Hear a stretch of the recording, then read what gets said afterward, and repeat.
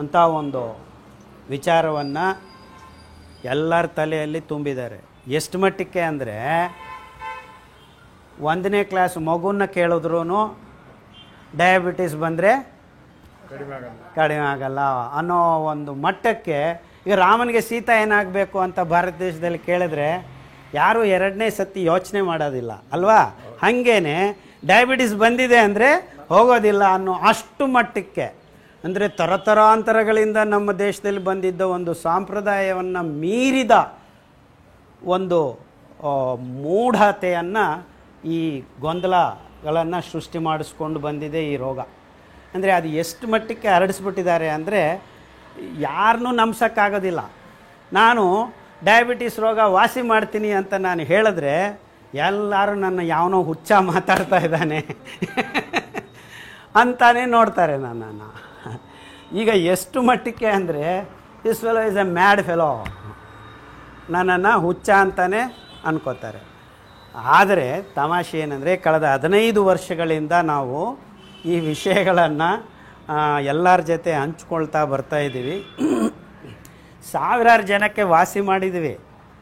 ಆದರೆ ವಾಸಿ ಮಾಡ್ಕೊಂಡಿರೋರು ಏನು ಮಾಡ್ತಾರೆ ಅಂದರೆ, ನಾನಾಯಿತು, ನನ್ನ ರೋಗ ಆಯಿತು, ನನಗೆ ವಾಸಿಯಾಗಿದೆ, ಬಂದು ಹೇಳ್ರಪ್ಪ ಯಾರಿಗಾದರೂ ನಿಮ್ಗೆ ವಾಸಿಯಾಗಿದೆ ಅಂತ ಹೇಳಿದ್ರೆ, ಯಾಕೆ ಸುಮ್ಮನೆ ನನಗೆ ರೋಗ ಇದೆ ಅಂತ ಯಾಕೆ ಹೇಳಬೇಕು, ನನಗೆ ವಾಸಿ ಆಯ್ತಲ್ಲ, ನಮ್ಮ ಪಾಟಿಗೆ ನಾವು ಇರ್ತೀವಿ ಅಂತ ಎಲ್ಲರೂ ತಮ್ಮ ಬೆಡ್ಡು ಚಾಪ ಎಲ್ಲ ಮುಚ್ಕೊಂಡು ಹೋಗ್ತಾ ಇರೋದು ಅಷ್ಟೇ. ಅಂದರೆ ಕೊನೆಗೆ ನಾನು ಒಬ್ಬನೇ ನಿಂತ್ಕೊಂಡಿದ್ದೀನಿ, ನಾನು ವಾಸಿ ಮಾಡ್ತೀನಿ ಅಂತ. ಅಂದರೆ 10 ವರ್ಷ ಹಿಂದೇನೂ ಅದೇ ಗೋಳು, ಈಗಲೂ ಅದೇ ಗೋಳು ಆಗಿಬಿಟ್ಟಿದೆ. ಆದರೆ ತೊಂದರೆ ಏನಾಗಿದೆ ಅಂದರೆ, ಈಗ ಇತ್ತೀಚಿನ ದಿನಗಳಲ್ಲಿ ಈ ಮಧುಮೇಹ ರೋಗಿಗಳ ಸಂಖ್ಯೆ ಎಷ್ಟು ಹೆಚ್ಚಾಗಿದೆ ಅಂದರೆ, ನಮ್ಮ ಭಾರತ ದೇಶದಲ್ಲೇ 100ಕ್ಕೆ 25 ಜನ ಮಧುಮೇಹ ರೋಗಿಗಳಾಗಿದ್ದಾರೆ. 25 ಆಲ್ರೆಡಿ, ಇನ್ನು 25 ಜನ ರೆಡಿ ಆಗ್ತಾ ಇದ್ದಾರೆ. ಇನ್ನೊಂದು 10 ವರ್ಷದಲ್ಲಿ 100ಕ್ಕೆ 50 ಜನ ಮಧುಮೇಹ ರೋಗಿಗಳಾಗ್ತಾರೆ ಅಂತ ವಿಶ್ವ ಸಂಸ್ಥೆ, ಆರೋಗ್ಯ ಸಂಸ್ಥೆ ಘೋಷಣೆ ಮಾಡಿದೆ ಆಲ್ರೆಡಿ. ಇಷ್ಟು ಹೆಚ್ಚಿನ ಪ್ರಮಾಣದಲ್ಲಿ ಆಗ್ತಾ ಇದೆ. ಇನ್ನೇನು ಮಾಡಬೇಕು? ಏನಂದರೆ ವೈದ್ಯಕೀಯ ರಂಗದಲ್ಲಿ 5% ರೋಗ ಜಾಸ್ತಿ ಆಗಿದೆ ಅಂದರೆ ಸುನಾಮಿ ಬಂದಂಗೆ. ಯಾವುದೇ ರೋಗ 5% ಹೆಚ್ಚಾದರೆ ಸುನಾಮಿ ಬಂದಂಗೆ. ಅಂಥದ್ದು ಈಗ 50%ಗೆ ಏರ್ತಾ ಇದ್ವಿ ಅಂದ್ರೂ ಯಾರಿಗೂ ಏನೂ ತೊಂದರೆ ಇಲ್ಲ. Absolutely no problem. ಎಲ್ಲರೂ ಅವ್ರ ಪಾಟಿಗೆ ಅವ್ರ ಟ್ಯಾಬ್ಲೆಟ್ ತುಂಬಿಕೊಂಡು, ಇಂಜೆಕ್ಷನ್ ಚುಚ್ಕೊಂಡು, ಓಡಾಡಿಕೊಂಡು, ಪೇಂಟ್ ಹಚ್ಕೊಂಡು ತಲೆಗೆ ಓಡಾಡ್ತಾನೆ ಇದ್ದೀವಿ. ಇದು ದೊಡ್ಡ ಅನಾಹುತ ಆಗಿರೋದು. ಯಾವುದೇ ಡಾಕ್ಟ್ರ್ ಹತ್ರ ಹೋಗಿ ಮಧುಮೇಹ ರೋಗ ಬಂದಿದೆ ಅಂದರೆ 2 ಚಪಾತಿ ತಿನ್ನಿ, ಅನ್ನ ಊಟ ಮಾಡಬೇಡ್ರಿ ಅಂತ. ಅಂದರೆ ಚಪಾತಿ ತಿನ್ನೋರಿಗೆ ರೋಗ ಬರಲ್ಲ ಅಂತ ಅವರು ಹೇಳ್ತಾ ಇದ್ದಾರೆ. ಆದರೆ ನಾರ್ತಕ್ಕೆ ಹೋದರೆ, ನಮ್ಮ ಉತ್ತರ ಭಾರತ ದೇಶಕ್ಕೆ ಹೋದರೆ ನಮಗಿಂತ ಜಾಸ್ತಿ ಜನ ರೋಗ ಇದೆ. ಅವರು ತಿನ್ನೋದು ಬೆಳಗ್ಗೆಯಿಂದ ರಾತ್ರಿ ತನಕ ಚಪಾತಿನೇ. ಆ ಮಾತು ಪ್ರಶ್ನೆ ಡಾಕ್ಟ್ರನ್ನ ಕೇಳಿದರೆ, ನೀವು ತಿನ್ನಿರಿ, ನಿಮ್ಗೆ ಯಾಕೆ, ಅಷ್ಟೇ ಅವ್ರು ಮಾತಾಡೋದು. ಅದು ಒಂದು ಕಡೆ. ಆದರೆ ಇನ್ನೂ ಮೋಸ ಏನಂದರೆ, 5,000 ರೂಪಾಯಿ ದುಡ್ಡು ಮಾಡೋವನಿಗೂ ಅದೇ ರೋಗ, 50,000 ಕೋಟಿ ಮಾಡೋವನಿಗೂ ಅದೇ ರೋಗ, ಆಟೋ ಡ್ರೈವರ್ಗೂ ಅದೇ ರೋಗ, ಲೆಕ್ಚರರ್ಗೂ ಅದೇ ರೋಗ, ಚೀಫ್ ಮಿನಿಸ್ಟರ್ಗೂ ಅದೇ ರೋಗ, ಮನೆಯಲ್ಲಿ ಕೆಲಸ ಮಾಡೋ, ಅಡುಗೆ ಮಾಡೋ ಅವ್ರಿಗೂ ಅದೇ ರೋಗ. ಇನ್ನೂ ಮೋಸ ಅಂದರೆ 8 ವರ್ಷ ಮಕ್ಕಳಿಗೂ ಅದೇ ರೋಗ ಬರ್ತದೆ. ಮುಂಚೆ 15 ವರ್ಷ ಹಿಂದೆ, ಇನ್ನೂ ಸ್ವಲ್ಪ ಮುಂದಕ್ಕೆ ಹೋಗ್ತಾ ಇದ್ದಾರೆ.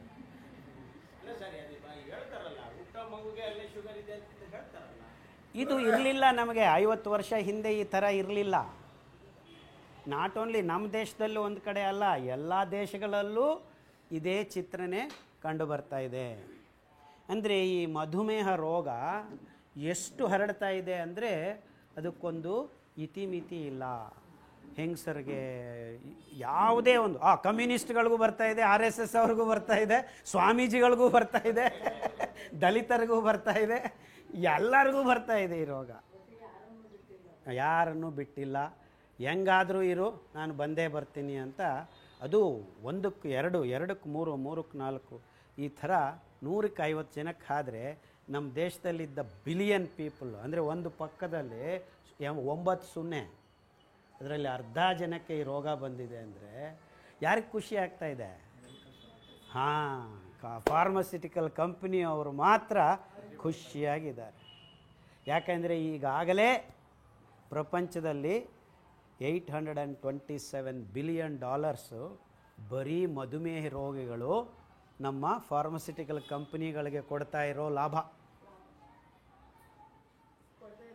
ಈಗ ನೀವು ಮಾತಾಡಬಾರ್ದಮ್ಮ. ಈಗ ಡಾಕ್ಟ್ರುಗಳು ನಿಮಗೆ ಈ ರೋಗವನ್ನು ವಾಸಿ ಮಾಡ್ತೀವಿ ಅಂತ ಹೇಳೋದಕ್ಕೆ ಹಿಂಜರಿಕೆ ಯಾಕೆ ಆಗ್ತಾ ಇದ್ದಾರೆ? ಇದೇ ಒಂದೇ ಒಂದು ಕಾರಣ. ಯಾಕಂದರೆ ಅವರು ಮಾಡ್ತಾ ಇರೋ ದುಡ್ಡಿನ ಪ್ರಮಾಣ ನೋಡ್ರಿ, ಅದರಲ್ಲಿ 1/3 ನಮ್ಮ ದೇಶದಿಂದ. ಅದನ್ನು ಕರೆಕ್ಟಾಗಿ ನೀವು ಲೆಕ್ಕಾಚಾರ ಹಾಕಿದ್ರೆ ನಮ್ಮ ದೇಶದ ಬಡ್ಜೆಟ್ಟು ಅಷ್ಟು ದುಡ್ಡಾಗುತ್ತೆ. ಅಂದರೆ ಈಗ ಈ ರೋಗವನ್ನು ವಾಸಿ ಮಾಡಿಕೊಳ್ಳೋದಕ್ಕೆ ಯಾವ ಡಾಕ್ಟರು, ಯಾವ ಸೈಂಟಿಸ್ಟು, ಯಾವ ಕಂಪನಿ ಯಾಕೆ ಮುಂದಕ್ಕೆ ಹೋಗ್ತಾ ಇಲ್ಲ? ಇದನ್ನು ಮ್ಯಾನೇಜ್ ಮಾಡ್ತೀವಿ ಅನ್ನೋ ಒಂದು ಲೆಕ್ಕದಲ್ಲಿ ಯಾಕೆ ಮಾತಾಡ್ತಾ ಇದ್ದಾರೆ? ಮೊನ್ನೆ 16 ವರ್ಷ ಹುಡುಗ ಡಿಲ್ಲಿಯಿಂದ ಫೋನ್ ಮಾಡ್ತಾನೆ ನನಗೆ, ಡಾಕ್ಟ್ರೇ ನನಗೆ ತೊಡೆಯಲ್ಲಿ ಒಂದು ಚಿಪ್ಪು ಬಂದಿದೆಯಂತೆ, ವೆರಿ ಹೈಲಿ ಅಡ್ವಾನ್ಸ್ಡ್ ಟೆಕ್ನಾಲಜಿಕಲ್ ಆವಿಷ್ಕಾರ ಮಾಡಿದಾರಂತೆ. ಆ ಚಿಪ್ಪು ಪಕ್ಕದಲ್ಲಿ ಒಂದು ಸಂಚಿ ಇರುತ್ತೆ, ಚೀಲ, ಅದರಲ್ಲಿ ಇನ್ಸುಲಿನ್ ತುಂಬಿಸಿ ಈ ಚೀಲಕ್ಕೆ ಜೋಡಿಸಿ ಚಿಪ್ಪು ಒಳಗಡೆ ಹಾಕ್ತಾರೆ. ಎಷ್ಟು ಇನ್ಸುಲಿನ್ ಬೇಕೋ, ನಿಮ್ಮ ರಕ್ತದಲ್ಲಿ ಗ್ಲೂಕೋಸ್ ಅಂಶ ಎಷ್ಟಿರಬೇಕೋ ಅಷ್ಟಕ್ಕೆ ಮಾತ್ರ ಲೆಕ್ಕಾಚಾರ ಹಾಕಿ ಅಷ್ಟು ಇನ್ಸುಲಿನನ್ನು ಮಾತ್ರ ನಿಮ್ಮ ರಕ್ತಕ್ಕೆ ಸೇರಿಸೋ ಒಂದು ಅತಿ ದೊಡ್ಡ ಆವಿಷ್ಕಾರ ಮಾಡಿದ್ದೀವಿ. ಬಂದು ನಿಮ್ಮ ತೊಡೆಯಲ್ಲಿ ಅಲ್ಲಿ ಕೂರಿಸ್ತೀವಿ, ಅದಕ್ಕೊಂದು ₹3,00,000. ಆಮೇಲೆ ವಾರ ಆ ಇನ್ಸುಲಿನ್ನ ಚೀಲದಲ್ಲಿರೋದು ಖಾಲಿ ಆಗುತ್ತೆ, ಮತ್ತೆ ಬಂದು ಚಾರ್ಜ್ ಮಾಡ್ಕೋಬೇಕು. ಅದಕ್ಕೊಂದು ಕ್ಯಾಥೆಟರ್ ಹಾಕಿ ಒಂದು ರಂಧ್ರ ಹಾಕಿ ಬಿಟ್ಟಿರ್ತಾರೆ, ಹೋಗಿ ಮೊಬೈಲ್ ಥರ ಚಾರ್ಜ್ ಮಾಡ್ಕೊಳ್ಳೋಕೆ ಕೂತ್ಕೊಳ್ಳಿ. ಚಾರ್ಜ್ ಮಾಡ್ಕೊಂಡ ಮೇಲೆ ₹3,000 ₹6,000 ಕೊಟ್ಬಿಟ್ಟು ಹೋಗ್ತಾಯಿರಿ. ಅಂದರೆ ನೀವು ಚುಚ್ಕೋಬೇಕಾಗಿಲ್ಲ. ಈ ಥರ ಒಂದೇ ಸತಿ ಪರ್ಮನೆಂಟ್ ಅಲ್ಲ, ಅದು ಪ್ರತಿ ಸತಿ ನೀವು ಹೋಗಿ ಮೊಬೈಲ್ ಥರ ಚಾರ್ಜ್ ಮಾಡ್ತೀವಿ. ಯಾಕೆ ಹಿಂಗೆ ಥರ ಅಂದರೆ ಈ ಇನ್ಸುಲಿನ್ ಚುಚ್ಕೊಳ್ಳೋವಾಗ ಮಕ್ಕಳು ಒಂದೊಂದು ಸತಿ ಹೆಚ್ಚು ಇನ್ಸುಲಿನ್ ಚುಚ್ಚಿಕೊಂಡು ಪ್ರಜ್ಞೆ ತಪ್ಪಿ ಬೀಳ್ತಾ ಇದ್ದಾರೆ. ಯಾಕೆಂದರೆ ರಕ್ತದಲ್ಲಿ ಇರೋ ಗ್ಲೂಕೋಸನ್ನು ಈ ಇನ್ಸುಲಿನ್ನು ದಿಢೀರಂತ ಒಳಗಡೆಗೆ ಜೀವಕೋಶ ಒಳಗಡೆಗೆ ತಗೊಂಡು ಹೋಗೋದ್ರಿಂದ ರಕ್ತದಲ್ಲಿ ಪೂರ್ತಿ ಕಮ್ಮಿ ಆದರೆ ಪ್ರಜ್ಞೆ ತಪ್ಪಿ ಬೀಳ್ತಾರೆ. ಆವಾಗ ಡಾಕ್ಟ್ರುಗಳು ಏನು ಹೇಳ್ತಾಯಿದ್ರು ಫೋನ್ ಮಾಡಿದರೆ, ನಿಮ್ಮ ಮಗು ಪ್ಯಾಕೆಟಲ್ಲಿ ಒಂದು ಚಾಕ್ಲೇಟ್ ಇರ್ರಿ, ಸುತ್ತಮುತ್ತಲೂ ಇದ್ದ ಮಕ್ಕಳಿಗೆ ಟ್ರೈನಿಂಗ್ ಕೊಡಬೇಕು. ಏನಂತ, ಆ ಚಾಕ್ಲೇಟ್ ತೆಗೆದು ಬಾಯಿ ಮಗುಗೆ ಹಾಕಿದ್ರೆ ಮತ್ತೆ ಸಕ್ಕರೆ ಆ ಚಾಕ್ಲೇಟಲ್ಲಿ ಇದ್ದ ಗ್ಲೂಕೋಸು 2 ನಿಮಿಷಕ್ಕೆ ರಕ್ತಕ್ಕೆ ಸೇರಿಕೊಂಡು ಮತ್ತೆ ಪ್ರಜ್ಞೆ ಬರುತ್ತೆ. ಸೊ ಈ ಪ್ರಜ್ಞೆ ತಪ್ಪೋದು, ಬೀಳೋದು ಇದೆಲ್ಲ ತೊಂದರೆ ಆಗ್ತಾಯಿದೆ ಅಂತ ಇದು ಒಂದು ದೊಡ್ಡ ಆವಿಷ್ಕಾರ ಮಾಡಿದ್ದೀವಿ. ಅದಕ್ಕೊಂದು $3,00,000 ಇದೆ. ಇಷ್ಟ್ಯಾಕೆ ಇಷ್ಟು ಮೋಸಕ್ಕೆ ನಾವು ಆ ಕಡೆ ಹೋಗ್ತಾ ಇದ್ವಿ? ಈಗ ಸಣ್ಣ ಪುಟ್ಟ ಮಕ್ಕಳಿಗೆ ಯಾಕೆ ಈ ರೋಗ ಬರ್ತಾ ಇದೆ ಅಂತ ಯಾರೂ ಕೂತ್ಕೊಂಡು ಯೋಚನೆ ಮಾಡ್ತಾ ಇಲ್ಲ. ಇಷ್ಟು ಜನಕ್ಕೆ ಈ ಕಾಯಿಲೆ ಯಾಕೆ ಬರ್ತಾ ಇದೆ, ಎಲ್ಲ ವರ್ಗದವ್ರಿಗೂ ಈ ಕಾಯಿಲೆ ಯಾಕೆ ಬರ್ತಾ ಇದೆ ಅಂತ ನಾವು ಯೋಚನೆ ಮಾಡೋದನ್ನು ಬಿಟ್ಟು ಬರಲಿ ಅದನ್ನು ಮ್ಯಾನೇಜ್ ಮಾಡ್ತೀವಿ. ಯಾಕಂದರೆ $827 ಬಿಲಿಯನ್ ವ್ಯಾಪಾರವನ್ನು ನಾವು ಬಿಟ್ಕೊಳ್ಳೋದಕ್ಕೆ ಮನಸ್ಸಿಲ್ಲ. ಅಂದರೆ ನಾನು ಏನು ಹೇಳೋಕ್ಕೆ ಹೊರಟಿದ್ದೀನಿ ಅಂದರೆ, ನಿಮ್ಗೆ ಒಂದು ಸತಿ ಈ ಮಧುಮೇಹ ರೋಗ ಬಂದರೆ ಯಾಕೆ ಪರ್ಮನೆಂಟಾಗಿ ಲೈಫ್ ಲಾಂಗ್ ಯಾಕೆ ಔಷಧಿ ತಗೋಬೇಕು ಅಂದರೆ, ಅದನ್ನು ನಿವಾರಣೆ ಮಾಡ್ಕೊಳ್ಳೋದಕ್ಕೂ ನಿಯಂತ್ರಣ ಮಾಡ್ಕೊಳ್ಳೋದಕ್ಕೆ ಬೇಕಾಗಿರೋ ಮನಸ್ಸು ಇಡೀ ಮಾನವ ಕುಲದಲ್ಲಿ ಇಲ್ಲದೇ ಇರೋಂಗೆ ಆಗಿರೋದು. ಅದು ಮಾಡಿಕೊಡ್ತಕ್ಕಂಥ ದುಡ್ಡು ಅನ್ನೋದು ನಿಮ್ಮ ತಲೆಗೆ ಹೋಗಬೇಕು. ಯಾಕೆ ಈ ಡಾಕ್ಟ್ರುಗಳು ವಾಸಿ ಮಾಡಿಲ್ಲ ಇಷ್ಟು ದಿವಸ? ಇದು ವೈದ್ಯಕೀಯ ರಂಗಕ್ಕೆ ಬಿಟ್ಟಿದ್ದಲ್ಲ. It is not between doctor and patient. ಇದು ಬೇರೆ ಆಯಾಮಕ್ಕೆ ಹೋಗಿದೆ. ಅಂದರೆ ನಿಮಗೆ ಬಂದಿರೋ ರೋಗಕ್ಕೆ ಕಾರಣ ಕಂಡುಹಿಡಿಯೋದಕ್ಕೆ ನಮಗೆ ಮನಸ್ಸೇ ಇಲ್ಲ. ಯಾಕಂದರೆ ಅದನ್ನು ಕಂಡುಹಿಡಿದ್ಬಿಟ್ರೆ ಈ ರೋಗ ಇಲ್ಲದೇ ಇರೋಂಗಾದರೆ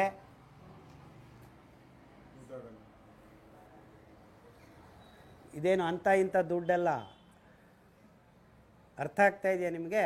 ಅಂದರೆ ನಾನು ಯಾಕೆ ಇಷ್ಟು ಸುತ್ತು ಬಳಸಿ ಎಲ್ಲ ಹೇಳಕ್ಕೆ ಹೊರಟಿದ್ದೀನಿ ಅಂದರೆ, ಏನಪ್ಪ ನಿನ್ಗೊಬ್ಬನಿಗೇನಾ ಈ ವಿಷಯ ಗೊತ್ತಿರೋದು, ಬೇರೆಯವ್ರಿಗೆ ಯಾಕೆ ಗೊತ್ತಿಲ್ಲ? ಗೊತ್ತಿದೆ, ಅದನ್ನು ಬಚ್ಚಿಟ್ಕೊಂಡು ಬರ್ತಾ ಇದ್ದೀವಿ, ಅದನ್ನು ಬಚ್ಚಿಟ್ಟುಕೊಂಡು ಬರ್ತಾ ಇದ್ದೀವಿ. ಈ ರೋಗದ ಒಂದು ಆಯಾಮಗಳನ್ನು, ಅದರ ತಿಳುವಳಿಕೆಯನ್ನು ನಾವು ಜನರಿಂದ ಮೊಚ್ಚುಮರಿ ಮಾಡಿ ದುಡ್ಡು ಮಾಡಿಕೊಳ್ಳೋದಕ್ಕೆ ಈ ಕಂಪನಿಗಳ ಒಂದು ಅಗಾಧವಾದ ವ್ಯವಸ್ಥೆ ರೂಪುಗೊಂಡಿದೆ. ಅದರಲ್ಲಿ ನಿಮ್ಮ ಭಾವಮೈದ ಇರ್ಬೋದು, ನಿಮ್ಮ ಅಕ್ಕ ಇರ್ಬೋದು, ನಿಮ್ಮ ತಂಗಿ ಇರ್ಬೋದು, ನಿಮ್ಮ ಮಗ ಇರ್ಬೋದು, ನಿಮ್ಮ ಅತ್ತೆ ಇರ್ಬೋದು, ನಿಮ್ಮ ಮಾವ ಇರ್ಬೋದು, ಎಲ್ಲರೂ ಭಾಗಿಗಳಾಗಿವೆ. ಯಾರು ಇವರೆಲ್ಲರೂ? ನಾವೇ. It's not someone else. ಈ ಡಾಕ್ಟ್ರುಗಳು, ಈ ವಿಜ್ಞಾನಿಗಳು, ಈ ರಾಜಕಾರಣಿಗಳು, ಇವೆಲ್ಲರೂ ಯಾರು? ನಾವೇ. ಅಂದರೆ ನಾವಾಗಿ ನಾವೇ ಯಾವುದೋ ಒಂದು ದೊಡ್ಡ ಅನಾಹುತಕ್ಕೆ ಸಿಲುಕಾಕೊಂಡು, ಅಂದರೆ ಈ ಗ್ರೀಡ್, ಆಸೆ ಅನ್ನೋ ಒಂದು ಗ್ರೀಡ್ಗೆ ಸಿಕ್ಕಾಕ್ಕೊಂಡು ನಮ್ಮ ಮೇಲೆ ನಾವು ಹೇರ್ಕೊಳ್ತಾ ಇರೋ ಅತಿ ಭಯಾನಕವಾದ ರೋಗ ಈ ಡಯಾಬಿಟಿಕ್ ರೋಗ, ಈ ಮಧುಮೇಹ ರೋಗ. ಅಂದರೆ ಈ ದುರ್ವ್ಯವಸ್ಥೆಗೆ ಕಾರಣ ನಾವೇ. ನಾವಾಗಿ ನಾವೇ ಈ ರೋಗವನ್ನು ನಮ್ಮ ಮೇಲೆ ತರಿಸ್ಕೊಳ್ತಾ ಇದ್ದೀವಿ ಒಂದು ಕಡೆ. ಆದರೆ ಇನ್ನೂ ದೊಡ್ಡ ಮೋಸ ಏನಂದರೆ, ಗೊತ್ತಿಲ್ಲದ ಮಕ್ಕಳಿಗೆ ನಾವು ಇದನ್ನು ಕೊಡುಗೆಯಾಗಿ ಕೊಡೋದಕ್ಕೂ ಹಿಂಜರಿಕೆ ಇಲ್ಲ ನಮಗೆ.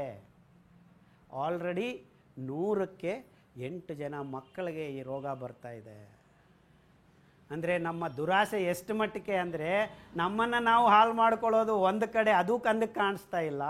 ಇನ್ನೊಂದು ಕಡೆ ನಮ್ಮ ಮುನ್ನು ಬರುವ ಪೀಳಿಗೆಗಳಿಗೂ ಈ ದೊಡ್ಡ ದುರಂತವನ್ನು ಕೊಡುಗೆಯಾಗಿ ಕೊಡೋದಕ್ಕೆ ನಾವು 2ನೇ ಸತಿ ಯೋಚನೆ ಮಾಡ್ತಾ ಇಲ್ಲ ಅನ್ನೋದು ಅತಿ ಭಯಾನಕವಾದ ದುರಂತ ವಿಷಯ ಇದು. ಇಷ್ಟು ಭಯಾನಕವಾದ ವಿಷಯವನ್ನು ನಾವು ಇವತ್ತಿನಿಂದ ದೂರ ಮಾಡಿಕೊಳ್ಳೋದಕ್ಕೆ ಪ್ರಯತ್ನ ಮಾಡಲಿಲ್ಲ ಅಂದರೆ, ಇನ್ನು ಬರುವ 15 ವರ್ಷದಲ್ಲಿ ಇಡೀ ಪ್ರಪಂಚ ಈ ರೋಗದಿಂದ ನರಳನಾಡಿ ನಮ್ಮ ಹೊಟ್ಟೆ ಒಡೆದು ಎಲ್ಲರೂ ಸಾಯ್ತೀವಿ. ಮಾನವ ಕುಲಕ್ಕೆ ಒಂದು ಗತಿ ಇಲ್ಲದೆ ಇರೋಂಗೆ ಹೋಗುತ್ತೆ.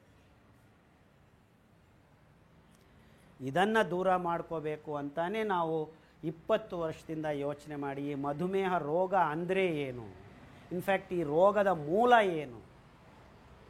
ಈ ರೋಗದ ಮೂಲ ಈಗಾಗಲೇ ನಿಮಗೆ ಅಲ್ಪ ಸ್ವಲ್ಪ ಗೊತ್ತಾಗ್ಬಿಟ್ಟಿದೆ. ಈ ಚಾಕ್ಲೇಟ್ ತಿಂದಾಗ ರಕ್ತಕ್ಕೆ ಏನು ಬರುತ್ತೆ? ಶುಗರ್, ಗ್ಲೂಕೋಸ್ ದಿಢೀರಂತ ಸೇರ್ತಾ ಇರೋದ್ರಿಂದ ರಕ್ತದಲ್ಲಿ ಗ್ಲೂಕೋಸ್ ಅಂಶ ಹೆಚ್ಚಾಗ್ತಾ ಇದೆ. ಅದರಿಂದ ಪ್ರಜ್ಞೆ ಬರುತ್ತೆ. ಅಂದರೆ ರಕ್ತದಲ್ಲಿ ಗ್ಲೂಕೋಸ್ ಅಂಶ ತುಂಬ ಕಮ್ಮಿ ಆದರೆ ಪ್ರಜ್ಞೆ ಹೋಗುತ್ತೆ, ರಕ್ತದಲ್ಲಿ ಗ್ಲೂಕೋಸ್ ಅಂಶ ಹೆಚ್ಚಾದರೆ ಮಧುಮೇಹ ರೋಗ ಬರುತ್ತೆ. ಅಂದರೆ ಗೊಂದಲ ಏನು ಇಲ್ಲಿ? ಎಲ್ಲ ಈ ಗ್ಲೂಕೋಸೇ. ಹೆಚ್ಚಾದರೆ ರೋಗ, ಕಮ್ಮಿ ಆದರೆ ಇನ್ನೂ ದೊಡ್ಡ ರೋಗ. ಅಂದರೆ ಆರೋಗ್ಯಕರವಾಗಿರಬೇಕು ಅಂದರೆ ಗ್ಲೂಕೋಸ್ ಬೇಡಲೇ ಬೇಡವಾ? ಗ್ಲೂಕೋಸ್ ಬೇಕು.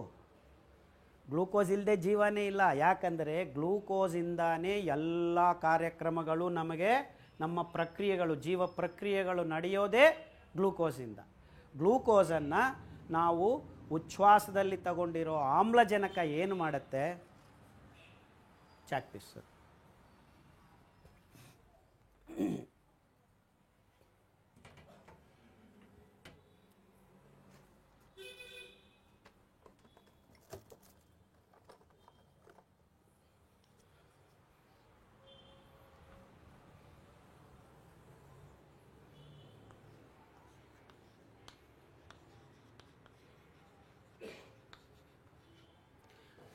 ಪ್ಲಸ್ ಆಮ್ಲಜನಕ. ಎಲ್ಲಿಂದ ಬಂತು ಈ ಆಮ್ಲಜನಕ? ನಾವು ಉಚ್ಛ್ವಾಸದಲ್ಲಿ ಗಾಳಿಯಿಂದ ತುಂಬಿಕೊಂಡಿರೋದರಲ್ಲಿ ಆಮ್ಲಜನಕ ಇರುತ್ತೆ. ಈ ಗ್ಲೂಕೋಸನ್ನು ಆಮ್ಲಜನಕ ಸುಡುತ್ತೆ. ಸುಡೋದ್ರಿಂದ ಈಗ ಒಂದು ಬೆಂಕಿ ಕಡ್ಡಿಯನ್ನು ನಾವು ಸುಟ್ಟಿದಾಗ ಏನು ಬರುತ್ತೆ? ಸೆಕೆ, ಕಾವು, ಶಕ್ತಿ ರಿಲೀಸ್ ಆಗುತ್ತೆ. ಹಾಗೇನೆ ಗ್ಲೂಕೋಸನ್ನು ಆಮ್ಲಜನಕ ಸುಟ್ಟಾಗ ಇಂಗಾಲಾಮ್ಲ ಅಂತಾರೆ. ಅಂದರೆ ಈಗ ನೀವು ಗಾಡಿ ಓಡಿಸಿದಾಗ ಹಿಂದೆ ಬರುತ್ತೆ ನೋಡಿ ಬರ್ರ ಅಂತ, ಅದು ಇಂಗಾಲಾಮ್ಲ. ಮತ್ತು ನೀರು, ಇದರ ಜೊತೆಗೆ ನಮಗೆ ಸಿಗೋದು ಶಕ್ತಿ. ಈ ಶಕ್ತಿಯೇ ATP ಅಂತ ಒಂದು ಬ್ಯಾಟ್ರಿ ಥರ ಇರುತ್ತೆ ನಮ್ಮ ಪ್ರತಿಯೊಂದು ಜೀವಕೋಶದಲ್ಲಿ. ಆ ಶಕ್ತಿಯನ್ನು ಹಿಡ್ಕೊಂಡಿರುತ್ತೆ ಬ್ಯಾಟ್ರಿ. ಆ ಬ್ಯಾಟ್ರಿ ಎಲ್ಲಿ ಬೇಕಾದರೆ ಅಲ್ಲಿ ನಮಗೆ ಕೈ ಅಲ್ಲಾಡಿಸೋದಕ್ಕೆ, ಕಣ್ಣು ಮಿಟುಕಿಸೋದಕ್ಕೆ, ನಿದ್ದೆ ಮಾಡೋದಕ್ಕೆ, ಕಕ್ಕ ಮಾಡೋದಕ್ಕೆ, ಮುದ್ದು ಮಾಡೋದಕ್ಕೆ, ಓಡಾಡೋದಕ್ಕೆ, ಜಗಳ ಆಡೋದಕ್ಕೆ, ತಲೆ ಹಿಂಗೆ ಅಲ್ಲಾಡಿಸೋದಕ್ಕೆ, ಯಾವುದೇ ಒಂದು ಜೀವಕ್ರಿಯೆಗೆ ಬೇಕಾಗಿರೋ ಶಕ್ತಿಯನ್ನು ಈ ATP ಅನ್ನುವುದು ಅಡಿನೋಸೈನ್ ಟ್ರೈಫಾಸ್ಫೇಟ್ ಅಂತ ಒಂದು ಪರಮಾಣು, ಶಕ್ತಿಯುತ ಪರಮಾಣುವು ಬ್ಯಾಟ್ರಿ ಥರ ಎಲ್ಲಿ ಬೇಕಾದರೆ ಅಲ್ಲಿ ಶಕ್ತಿಯನ್ನು ಸಪ್ಲೈ ಮಾಡುತ್ತೆ. ಇದನ್ನು ತಯಾರು ಮಾಡಿಕೊಳ್ಳೋದಕ್ಕೆ ಗ್ಲೂಕೋಸನ್ನು ಆಮ್ಲಜನಕದಿಂದ ಸುಟ್ಟು ಇಂಗಾಲಾಮ್ಲ ಮತ್ತು ನೀರನ್ನು ಬಿಡುಗಡೆ ಮಾಡ್ತಾ ಶಕ್ತಿ ಉತ್ಪಾದನೆ ಆಗುತ್ತೆ. ಅದನ್ನು ATP ತಗೊಂಡು ನಮಗೆ ಎಲ್ಲಿ ಬೇಕೋ ಅಲ್ಲಿ ಕೊಡುತ್ತೆ. ಅಂದರೆ ಗ್ಲೂಕೋಸು ಬೇಕೇ ಬೇಕು. ನಾವು ಜೀವನ ಮಾಡಬೇಕು ಅಂದರೆ ಜಾಸ್ತಿ ಇರಬಾರ್ದು, ಕಮ್ಮಿ ಇರಬಾರ್ದು, ಅಂದರೆ ಸಮತೋಲನವಾಗಿ ಇರಬೇಕು. ಅಂದರೆ ನಮ್ಮ ದೇಹದಲ್ಲಿ 5 ರಿಂದ 6 ಲೀಟರ್ ರಕ್ತ ಇದೆ. ಸಣ್ಣ ಪ್ರಮಾಣದ ಮನುಷ್ಯರಾದರೆ 4 ರಿಂದ 5 ಲೀಟರ್ ರಕ್ತ ಇರುತ್ತೆ. ಇನ್ನು ಸಣ್ಣ ಮಕ್ಕಳಲ್ಲಿ 3 ಲೀಟರ್ ರಕ್ತ ಇರುತ್ತೆ. ಅಂದರೆ 1 ಲೀಟರ್ ರಕ್ತದಲ್ಲಿ ಅದೆಷ್ಟು ಗ್ಲೂಕೋಸ್ ಇದ್ದರೆ ನಾವು ಆರೋಗ್ಯವಂತರು ಅನ್ನೋದನ್ನು ವಿಜ್ಞಾನಿಗಳು ಕಂಡುಹಿಡಿದಿದ್ದಾರೆ. ಎಷ್ಟು ಪ್ರಮಾಣದಲ್ಲಿ ಇರಬೇಕು, 1 ಲೀಟರ್ ರಕ್ತದಲ್ಲಿ ಎಷ್ಟು ಗ್ಲೂಕೋಸ್ ಇದ್ದರೆ ನಾವು ಆರಾಮಾಗಿರ್ತೀವಿ, ಸಮತೋಲನವಾಗಿ ಆರೋಗ್ಯಕರವಾಗಿರ್ತೀವಿ ಅಂತ ಕಂಡುಹಿಡಿದಾಗ ಅದು ಅಂದಾಜು 1 ಲೀಟರ್ಗೆ ಏನು 1 ಲೀಟರ್ ರಕ್ತಕ್ಕೆ 1 ಗ್ರಾಮಿಂದ 1.5 ಗ್ರಾಮ್ ಗ್ಲೂಕೋಸು ಇರ್ಬೋದು. ಇದಕ್ಕಿಂತ ಕಮ್ಮಿ ಆದ್ರೂ ತೊಂದರೆ ಆಗತ್ತೆ, ಜಾಸ್ತಿ ಆದ್ರೂ ತೊಂದರೆ. ಅಂದರೆ ಈ ಗ್ಲೂಕೋಸ್ ಎಲ್ಲಿಂದ ಬರ್ತಾ ಇದೆ ನಮ್ಮ ರಕ್ತಕ್ಕೆ? ನಾವು ತಿನ್ನೋ ಪ್ರತಿಯೊಂದು ತುತ್ತು, ಬಾಯಿಗೆ ಹೋಗಿದ್ದ ತುತ್ತು ಎಲ್ಲನೂ ಕೊನೆಗೆ ಏನಾಗತ್ತೆ, ನಮ್ಮ ಪಚನಕ್ರಿಯೆಯಲ್ಲಿ 108 ಜೀವರಾಸಾಯನಿಕ ಕ್ರಿಯೆ ಸರಮಾಲೆಯನ್ನು ದಾಟಿಕೊಂಡು ಕೊನೆಗೆ ರಕ್ತಕ್ಕೆ ಗ್ಲೂಕೋಸನ್ನು ಸೇರಿಸೋದೇ ನಮ್ಮ ಪಚನಕ್ರಿಯೆಯ ಮೂಲ ಉದ್ದೇಶ. ಅಂದರೆ ಗ್ಲೂಕೋಸನ್ನು ನಾವು ರಕ್ತಕ್ಕೆ ಸೇರಿಸ್ತಾ ಇರೋದೇ ನಾವು ಊಟ ಮಾಡಿ ಎಲ್ಲ ಪಚನಕ್ರಿಯೆ ಆದಮೇಲೆ ಕೊನೆಗೆ ರಕ್ತಕ್ಕೆ ಅದೇ ಪಚನಕ್ರಿಯೆಯ ಮೂಲ ಉದ್ದೇಶ. ಅಂದರೆ ನಾವು ಸಕ್ಕರೆ ಅಂದರೆ ಏನು?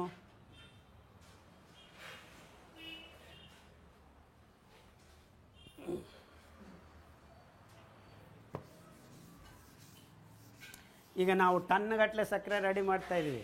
ಈಗ KRS ಅಲ್ಲಿ ನೀರಿಲ್ಲ, ನಾವು ಕಬ್ಬು ಬೆಳೆಯೋದಕ್ಕೆ ನೀರು ಕೊಡೋದಿಲ್ಲ ಅಂತ ನಮ್ಮ ಸಿದ್ದರಾಮಯ್ಯ ಅವರು ಹೇಳ್ಬಿಟ್ಟಿದ್ದಾರೆ. ಆಗಸ್ಟ್ 30ನೇ ತಾರೀಕು ಮೇಲೆ ಭತ್ತ ಬೆಳೆಯೋಂಗಿಲ್ಲ, ಕಬ್ಬು ಬೆಳೆಯೋಂಗಿಲ್ಲ ಅಂತ ಹೇಳಿದ್ದಾರೆ. ಈ ಕಬ್ಬು ಬೆಳೆಸಿ ಏನು ಮಾಡ್ತಾಯಿದ್ವಿ ನಾವು? ಟನ್ಗಟ್ಟಲೆ ಸಕ್ಕರೆ ರೆಡಿ ಮಾಡ್ತಾಯಿದ್ವಿ. ಸಕ್ಕರೆ ನಮ್ಮ ಕರ್ನಾಟಕ 4 ಲಕ್ಷ ಟನ್ನು ಸಕ್ಕರೆ ರೆಡಿ ಮಾಡುತ್ತೆ. ಮಹಾರಾಷ್ಟ್ರ ಪಕ್ಕದ ರಾಜ್ಯ 6 ಲಕ್ಷ ಟನ್ನು ಮಾಡುತ್ತೆ. Andhra 2.5 lakh ton, Tamil Nadu 1.25 lakh ton. ಈ ಥರ ಲೆಕ್ಕಾಚಾರ ಹಾಕಿದ್ರೆ ನಮ್ಮ ಭಾರತ ದೇಶದಲ್ಲೇ ಇಡೀ ಗ್ಲೋಬ್ಗೆ ಪ್ರತಿ ದಿವಸ ಎಲ್ಲರೂ 20 ಗ್ರಾಮ್ ಸಕ್ಕರೆ ತಿಂದರು. ಇನ್ಫ್ಯಾಕ್ಟ್ 1 ನಯಾ ಪೈಸಾ ಅಷ್ಟು ಸಕ್ಕರೆನೂ ನಮ್ಮ ಬಾಯಿಗೆ ಹೋಗಬಾರ್ದು. ಯಾಕೆ? ಇಡೀ ಪಚನನಾಳದ ಉದ್ದೇಶ ಏನು?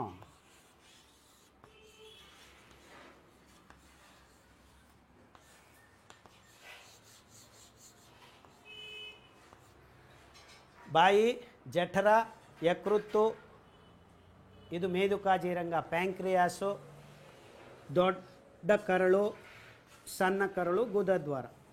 ಈ ಸಣ್ಣ ಕರಳದಿಂದ ರಕ್ತಕ್ಕೆ ಕೊನೆಯದಾಗಿ ಹೀರ್ಕೊಳ್ಪಡುತ್ತೋದು ಗ್ಲೂಕೋಸ್. ಸಕ್ಕರೆ ಏನಂದರೆ 2 ಗ್ಲೂಕೋಸು ಮತ್ತು ಫ್ರಕ್ಟೋಸ್ ಅಂತ 2 ಸಕ್ಕರೆ ಸಿಹಿ ಥರ ಇರುವಂಥ ಪದಾರ್ಥಗಳ ಮಿಳನ. ಅಂದರೆ ಒಂದೇ ಒಂದು ಸ್ಟೆಪ್ಪಲ್ಲಿ ಸಕ್ಕರೆಯನ್ನು ಗ್ಲೂಕೋಸು ಫ್ರಕ್ಟೋಸು ಅಂತ ವಿಭಜನೆ ಮಾಡ್ತೀವಿ. ಅಂದರೆ ಗ್ಲೂಕೋಸು ಮತ್ತು ಫ್ರಕ್ಟೋಸು ನೀವು ಯಾವುದೇ ಹಣ್ಣು ತಿಂದರೆ, ಸಪೋಟ ಹಣ್ಣು, ಮಾವಿನ ಹಣ್ಣು, ಹಲಸಿನ ಹಣ್ಣು ತಿಂದಾಗ ಆ ಸಿಹಿ ಬೇರೆ, ನೀವು ಸಕ್ಕರೆ ಬಾಯಿಗೆ ಹಾಕ್ಕೊಂಡ್ರೆ ಆ ಸಿಹಿ ಬೇರೆ. ಯಾಕಂದರೆ ಅದರಲ್ಲಿ ಫ್ರಕ್ಟೋಸ್ ಅಂಶ ಹೆಚ್ಚಿರುತ್ತೆ, ಹಣ್ಣುಗಳಲ್ಲಿ ಫ್ರಕ್ಟೋಸ್ ಅಂಶ ಹೆಚ್ಚಿರುತ್ತೆ. ಅಂದರೆ ನೀವು ಹಣ್ಣು ತಿಂದಾಗ ನಿಮ್ಮ ರಕ್ತಕ್ಕೆ ಗ್ಲೂಕೋಸ್ ಆಗಿ ಸೇರಬೇಕು ಅಂದರೆ ಮತ್ತೆ 20 ನಿಮಿಷ ಬೇಕು. ಆದರೆ ಸಕ್ಕರೆ ತಿಂದರೆ ಒಂದೇ ನಿಮಿಷ ಗ್ಲೂಕೋಸ್ ರೆಡಿ ಆಗುತ್ತೆ. ಯಾಕೆಂದರೆ ಸಕ್ಕರೆ ಒಂದೇ ಸ್ಟೆಪ್ಪಲ್ಲಿ ಗ್ಲೂಕೋಸ್ ಮತ್ತು ಫ್ರಕ್ಟೋಸ್ ಆಗುತ್ತೆ. ನೀರು ಸೇರಿದ ತಕ್ಷಣ ಸಕ್ಕರೆಗೆ ನೀರು ಹೀರ್ಕೊಳ್ತಾ ಇರುತ್ತೆ. ನೀವು ಸಕ್ಕರೆ ಇಲ್ಲ ಹಾಕಿದ್ರೆ 5 ನಿಮಿಷಕ್ಕೆ ಗಾಳಿಯಿಂದನೇ ನೀರು ಹೀರ್ಕೊಂಡ್ಬಿಡುತ್ತೆ, ಗ್ಲೂಕೋಸ್ ಫ್ರಕ್ಟೋಸ್ ಆಗಿ ಬಂದ್ಬಿಡುತ್ತೆ. ಅರ್ಥ ಆಗ್ತಾ ಇದೆಯಾ? ಅಂದರೆ ಸಕ್ಕರೆ ನೀವು ಬಾಯಿಗೆ ಹಾಕ್ಕೊಂಡ್ರೆ 1 ನಿಮಿಷದಲ್ಲಿ ನಿಮಗೆ ರಕ್ತಕ್ಕೆ ಗ್ಲೂಕೋಸ್ ಸೇರಿಬಿಡುತ್ತೆ. ಅಂದರೆ ನಾವು ಸಕ್ಕರೆ ಬಾಯಿಗೆ ಹಾಕ್ಕೊಳ್ಳೋದು ಎಷ್ಟು ಮಟ್ಟಕ್ಕೂ ಸಮಂಜಸ? ಸರಿನಾ ತಪ್ಪಾ? ಅದು ತಪ್ಪು. ಯಾಕಂದರೆ ನಾವು ಇಡೀ 108 ಪಚನ ಕ್ರಿಯೆಗಳು ಆದ ಮೇಲೆ ಉತ್ಪಾದನೆ ಮಾಡಬೇಕಾಗಿದ್ದ ಸಕ್ಕರೆಯನ್ನು ಡೈರೆಕ್ಟಾಗಿ ಬಾಯಿಗೆ ಹಾಕ್ಕೊಳ್ತಾ ಇದ್ದೀವಿ. ಅಂದರೆ ಪಚನಕ್ರಿಯೆ ಹಿಂಭಾಗದಿಂದ ನಾವು ಬಾಯಿಗೆ ಹಾಕ್ಕೊಳ್ತಾ ಇದ್ದೀವಿ. Literally we eat from back end. ನಾವು ಸಕ್ಕರೆ ಬಾಯಿಗೆ ಹಾಕ್ಕೊಳ್ತಾ ಇದ್ದೀವಿ ಅಂದರೆ we are eating from the back end ಅಂತ. ಬಾಯಿಂದ ತಿಂತಾ ಇಲ್ಲ, ಗುದದ್ವಾರದಿಂದ ತಿಂತಾ ಇದ್ದೀವಿ ಅಂತ. ಸಕ್ಕರೆ ಬಾಯಿಗೆ ಹಾಕ್ಕೊಳ್ಳೋದು ಅಂದರೆ ಜೀವ ರಾಸಾಯನಿಕ ಕ್ರಿಯೆಗಳ ಸರಮಾಲೆಯಲ್ಲಿ ಕೊನೆಯದದು ನಾವು ಮೊದಲೇ ಬಾಯಿಗೆ ಹಾಕ್ಕೊಳ್ತಾ ಇದ್ದೀವಿ. ಅಂದರೆ ಸಕ್ಕರೆ ತಿನ್ನೋದ್ರಿಂದ ನಮ್ಮ ರಕ್ತಕ್ಕೆ ವಿದಿನ್ ಮಿನಿಟ್ಸ್ ಗ್ಲೂಕೋಸ್ ಸೇರಿಬಿಡುತ್ತೆ. ಅದು ಎಷ್ಟು ಗ್ಲೂಕೋಸ್ ಸೇರಬೇಕು? ನಮ್ಮ ಲೀಟರ್ಗೆ ಎಷ್ಟಿರಬೇಕು? 5 ಲೀಟರ್ ರಕ್ತ ಅಂದರೆ ಎಷ್ಟು ಸೇರಬೇಕು? ಮ್ಯಾಕ್ಸಿಮಮ್ 7.5 ಗ್ರಾಮ್ಸ್ ಅಲ್ವೇ? ಅಂದರೆ ನೀವು ಬೆಳಗ್ಗೆ ಎದ್ದು ಟೂತ್ ಪೇಸ್ಟ್ ತಗೊಳ್ತೀರ, 5 ಗ್ರಾಮ್ 10 ಗ್ರಾಮ್, ಅದರಲ್ಲಿ ಕನಿಷ್ಠ ಅಂದರೆ 2 ಗ್ರಾಮು ಸಕ್ಕರೆ. ಅದಾದಮೇಲೆ 1 ಲೋಟ ಕಾಫಿ ಕುಡಿತೀರ, ಅದರಲ್ಲಿ ಎಷ್ಟಿರುತ್ತೆ ಕನಿಷ್ಠ ಅಂದರೆ 1 ಲೋಟಕ್ಕೆ ಮಿನಿಮಮ್ 5 ಗ್ರಾಮ್ ಹಾಕ್ತೀರ. ಟೀ ಕುಡಿದ್ರೆ 8 ಗ್ರಾಮ್ ಹಾಕ್ತೀರ. ಅಂದರೆ ಕುಡಿದು ಒಂದು 2-3 ನಿಮಿಷಕ್ಕೆ ನೀವು ರಕ್ತಕ್ಕೆ ಎಷ್ಟು ಗ್ಲೂಕೋಸನ್ನು ಸೇರಿಸಿದ್ರ? ಈಗ ಟೂತ್ ಬ್ರಷ್ ಎಲ್ಲರೂ ಹಿಂಗೆ ಉಜ್ಜಿಡಿ ಅಂತ ಸಚಿನ್ ತೆಂಡೂಲ್ಕರ್ ಹೇಳ್ತಾನೆ, ಹಿಂಗೆ ಹಾಕ್ಕೊಂಡು ಬುಡು ಅಂತ ಉಜ್ಜೋದು. ಬೆಳಗ್ಗೆ ಎದ್ದು ಮಕ್ಕಳಿಗೆ ಪಾಪ ಇನ್ನೂ ಜಾಸ್ತಿ ಚೆನ್ನಾಗಿ ಉಜ್ಜು ಹಿಂಗೆ ಉಜ್ಜೋದು. 2 ಗ್ರಾಮ್ ಹಾಕೋ ಬದಲು 5 ಗ್ರಾಮ್ ಹಾಕಿ ಉಜ್ಜಿದ್ರೆ ಆ ಮಗು ಹೊಟ್ಟೆಗೆ ಎಷ್ಟು ಗ್ರಾಮ್ ಹೋಯ್ತಾ? ಅವನ ಮಗು ಎಷ್ಟಿದ್ದಾನೆ? 3 ಲೀಟರ್ ರಕ್ತ, ಅವನ ದೇಹದಲ್ಲಿ ಎಷ್ಟಿರಬೇಕು? 3.5 ಗ್ರಾಮ್ ಗ್ಲೂಕೋಸ್ ಹೋಗಬೇಕು ಇಡೀ. ಅದು 1/4 ಗಂಟೆ ನಡೆದ್ರೆ ಅದು ಖಾಲಿ ಆಗೋದು. ಅಂದರೆ ಒಂದು ಮನುಷ್ಯ 1/4 ಗಂಟೆ ನಡೆದರೆ 7 ಗ್ರಾಮ್ ಗ್ಲೂಕೋಸು ಖಾಲಿ ಆಗುತ್ತೆ, ಶಕ್ತಿಯಾಗಿ ಕನ್ವರ್ಟ್ ಆಗಬೇಕು ಅಂತ. ಅಂದರೆ ಜೀವಕೋಶ ಒಳಗಡೆ ಹೋಗಿರೋ ಗ್ಲೂಕೋಸನ್ನು ನಾವು ಸುಟ್ಟು ಬರ್ನ್ ಮಾಡಿ ಇಂಗಾಲಾಮ್ಲವಾಗಿ ಬಿಡುಗಡೆ ಮಾಡಬೇಕು ಅಂದರೆ ಒಬ್ಬೊಬ್ಬ ಮನುಷ್ಯ 5 ಲೀಟರ್ ರಕ್ತ ಇರೋನು, ಗ್ಲೂಕೋಸ್ ತುಂಬಿರೋನು 1/4 ಗಂಟೆ ನಡಿಬೇಕು. ಅಂದರೆ 1/4 ಗಂಟೆ ನಡೆದರೆ 1 ಲೀಟರ್ ರಕ್ತ ಗ್ಲೂಕೋಸನ್ನು ಖಾಲಿ ಮಾಡುತ್ತೆ.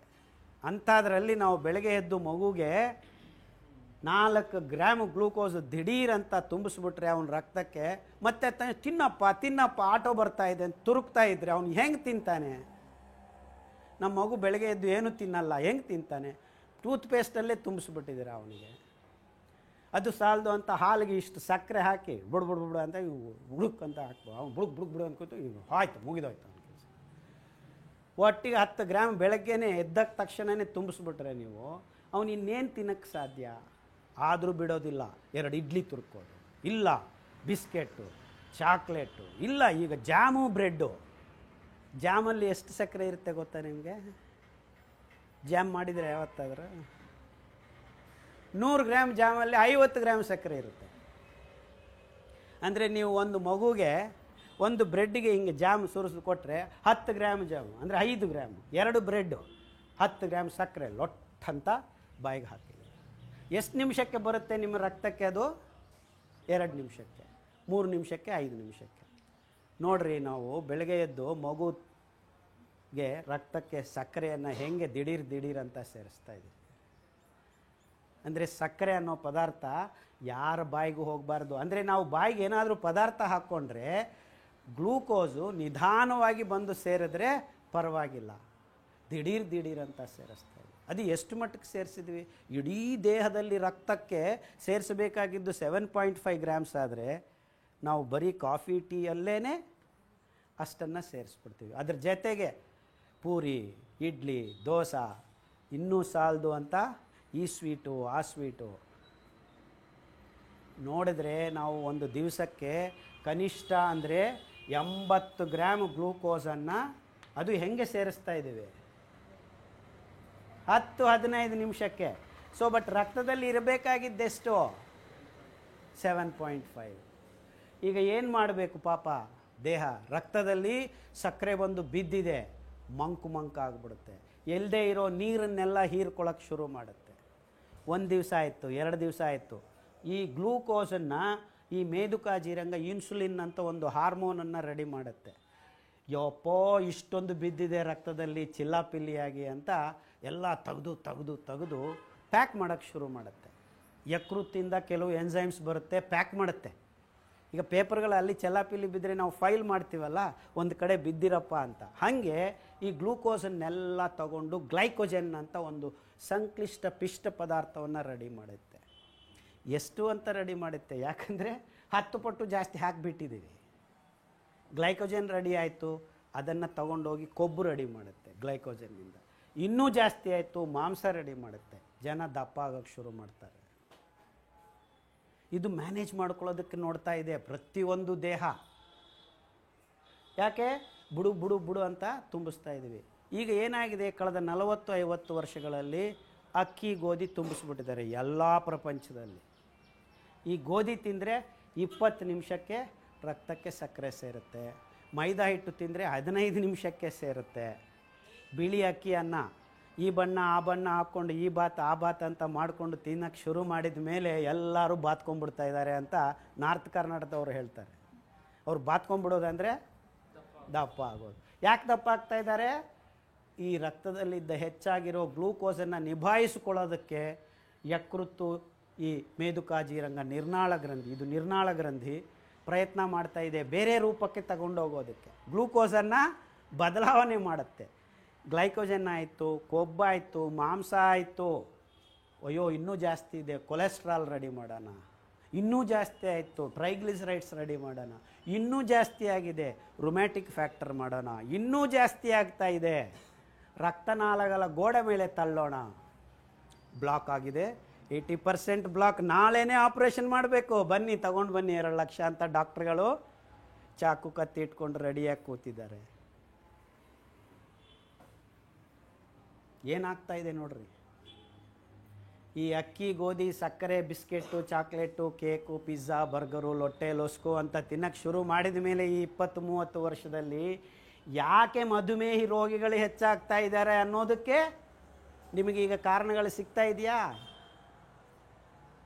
ಒಂದೊಂದಾಗಿ ನಿಮ್ಮ ತಲೆಗೆ ಅನಾವರಣ ಆಗಬೇಕು. ನಾವು ಏನು ಮಾಡ್ತಾ ಇದ್ವಿ, ನಾವೇನು ತಿನ್ನುತ್ತಿದ್ದೇವೆ ಅನ್ನೋ ಒಂದು ಪ್ರಶ್ನೆ ನಿಮಗೆ ಈ ಸಮಾಧಾನಗಳನ್ನು ತಂದು ಕೊಡ್ತಾ ಇದೆ. ಅಂದರೆ ರಕ್ತಕ್ಕೆ ನಾವು ಸಕ್ಕರೆಯನ್ನು ಯಥೇಚ್ಛವಾಗಿ ಎಲ್ಲ ರೂಪದಲ್ಲಿ ಎಷ್ಟು ಮಟ್ಟಕ್ಕೆ ಅಂದರೆ ಪೆಪ್ಸಿ ಕುಡೀರಿ ಅಂತ ಅಮೀರ್ ಖಾನು, ಕೋಕ್ ಕುಡೀರಿ ಅಂತ ಸಲ್ಮಾನ್ ಖಾನ್, ಶಾರುಖ್ ಖಾನ್, ಆಪೋಸಿಟ್ಟು ಗೊತ್ತಿಲ್ಲ ನನಗೆ, ಈ ಕಡೆ ಆ ಕಡೆ.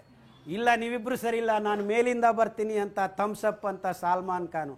ಈ ಖಾನ್ಗಳೆಲ್ಲ ಮಾರಾಟ ಮಾಡೋದು ಪೆಪ್ಸಿ, ಕೋಕು, ಥಮ್ಸಪ್ ಅಲ್ಲ. ಒಂದೊಂದು 100 ml ಅಲ್ಲಿ 42 ಗ್ರಾಮ್ ಸಕ್ಕರೆಯನ್ನು ಅವರು ಮಾರಾಟ ಮಾಡ್ತಾ ಇದ್ದಾರೆ.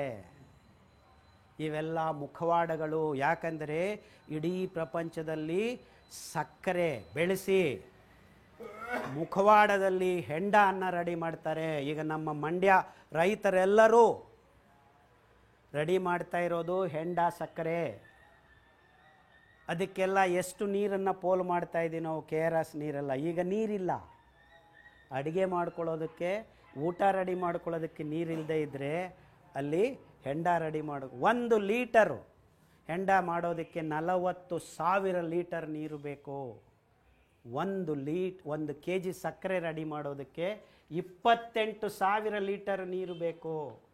ಅದು ಎಷ್ಟು ಲಕ್ಷ ಟನ್ನು ಸಕ್ಕರೆಯನ್ನು ರೆಡಿ ಮಾಡ್ತಾ ಇದ್ದೀವಿ. ಆ ಸಕ್ಕರೆ ನಮಗೆ ಬೇಕಾಗಿರೋದಾ? ಇಲ್ಲವೇ ಇಲ್ಲ. ಸಕ್ಕರೆ ನಾವು ಬಾಯಿಗೆ ಹಾಕ್ಕೊಂಡು ಮೇಲೆ ನಿಧಾನವಾಗಿ ಸಮತೋಲನವಾಗಿ ನಿಯಂತ್ರಣದಿಂದ ಸಂಯಮದಿಂದ ರಕ್ತಕ್ಕೆ ಗ್ಲೂಕೋಸನ್ನು ಸೇರಿಸೋ ಒಂದು ಪಚನ ನಾಳವನ್ನು ನಮಗೆ ದೇವರು ಕೊಟ್ಟರೆ ನಾವೇನು ಮಾಡ್ತಾ ಇದ್ದೀವಿ?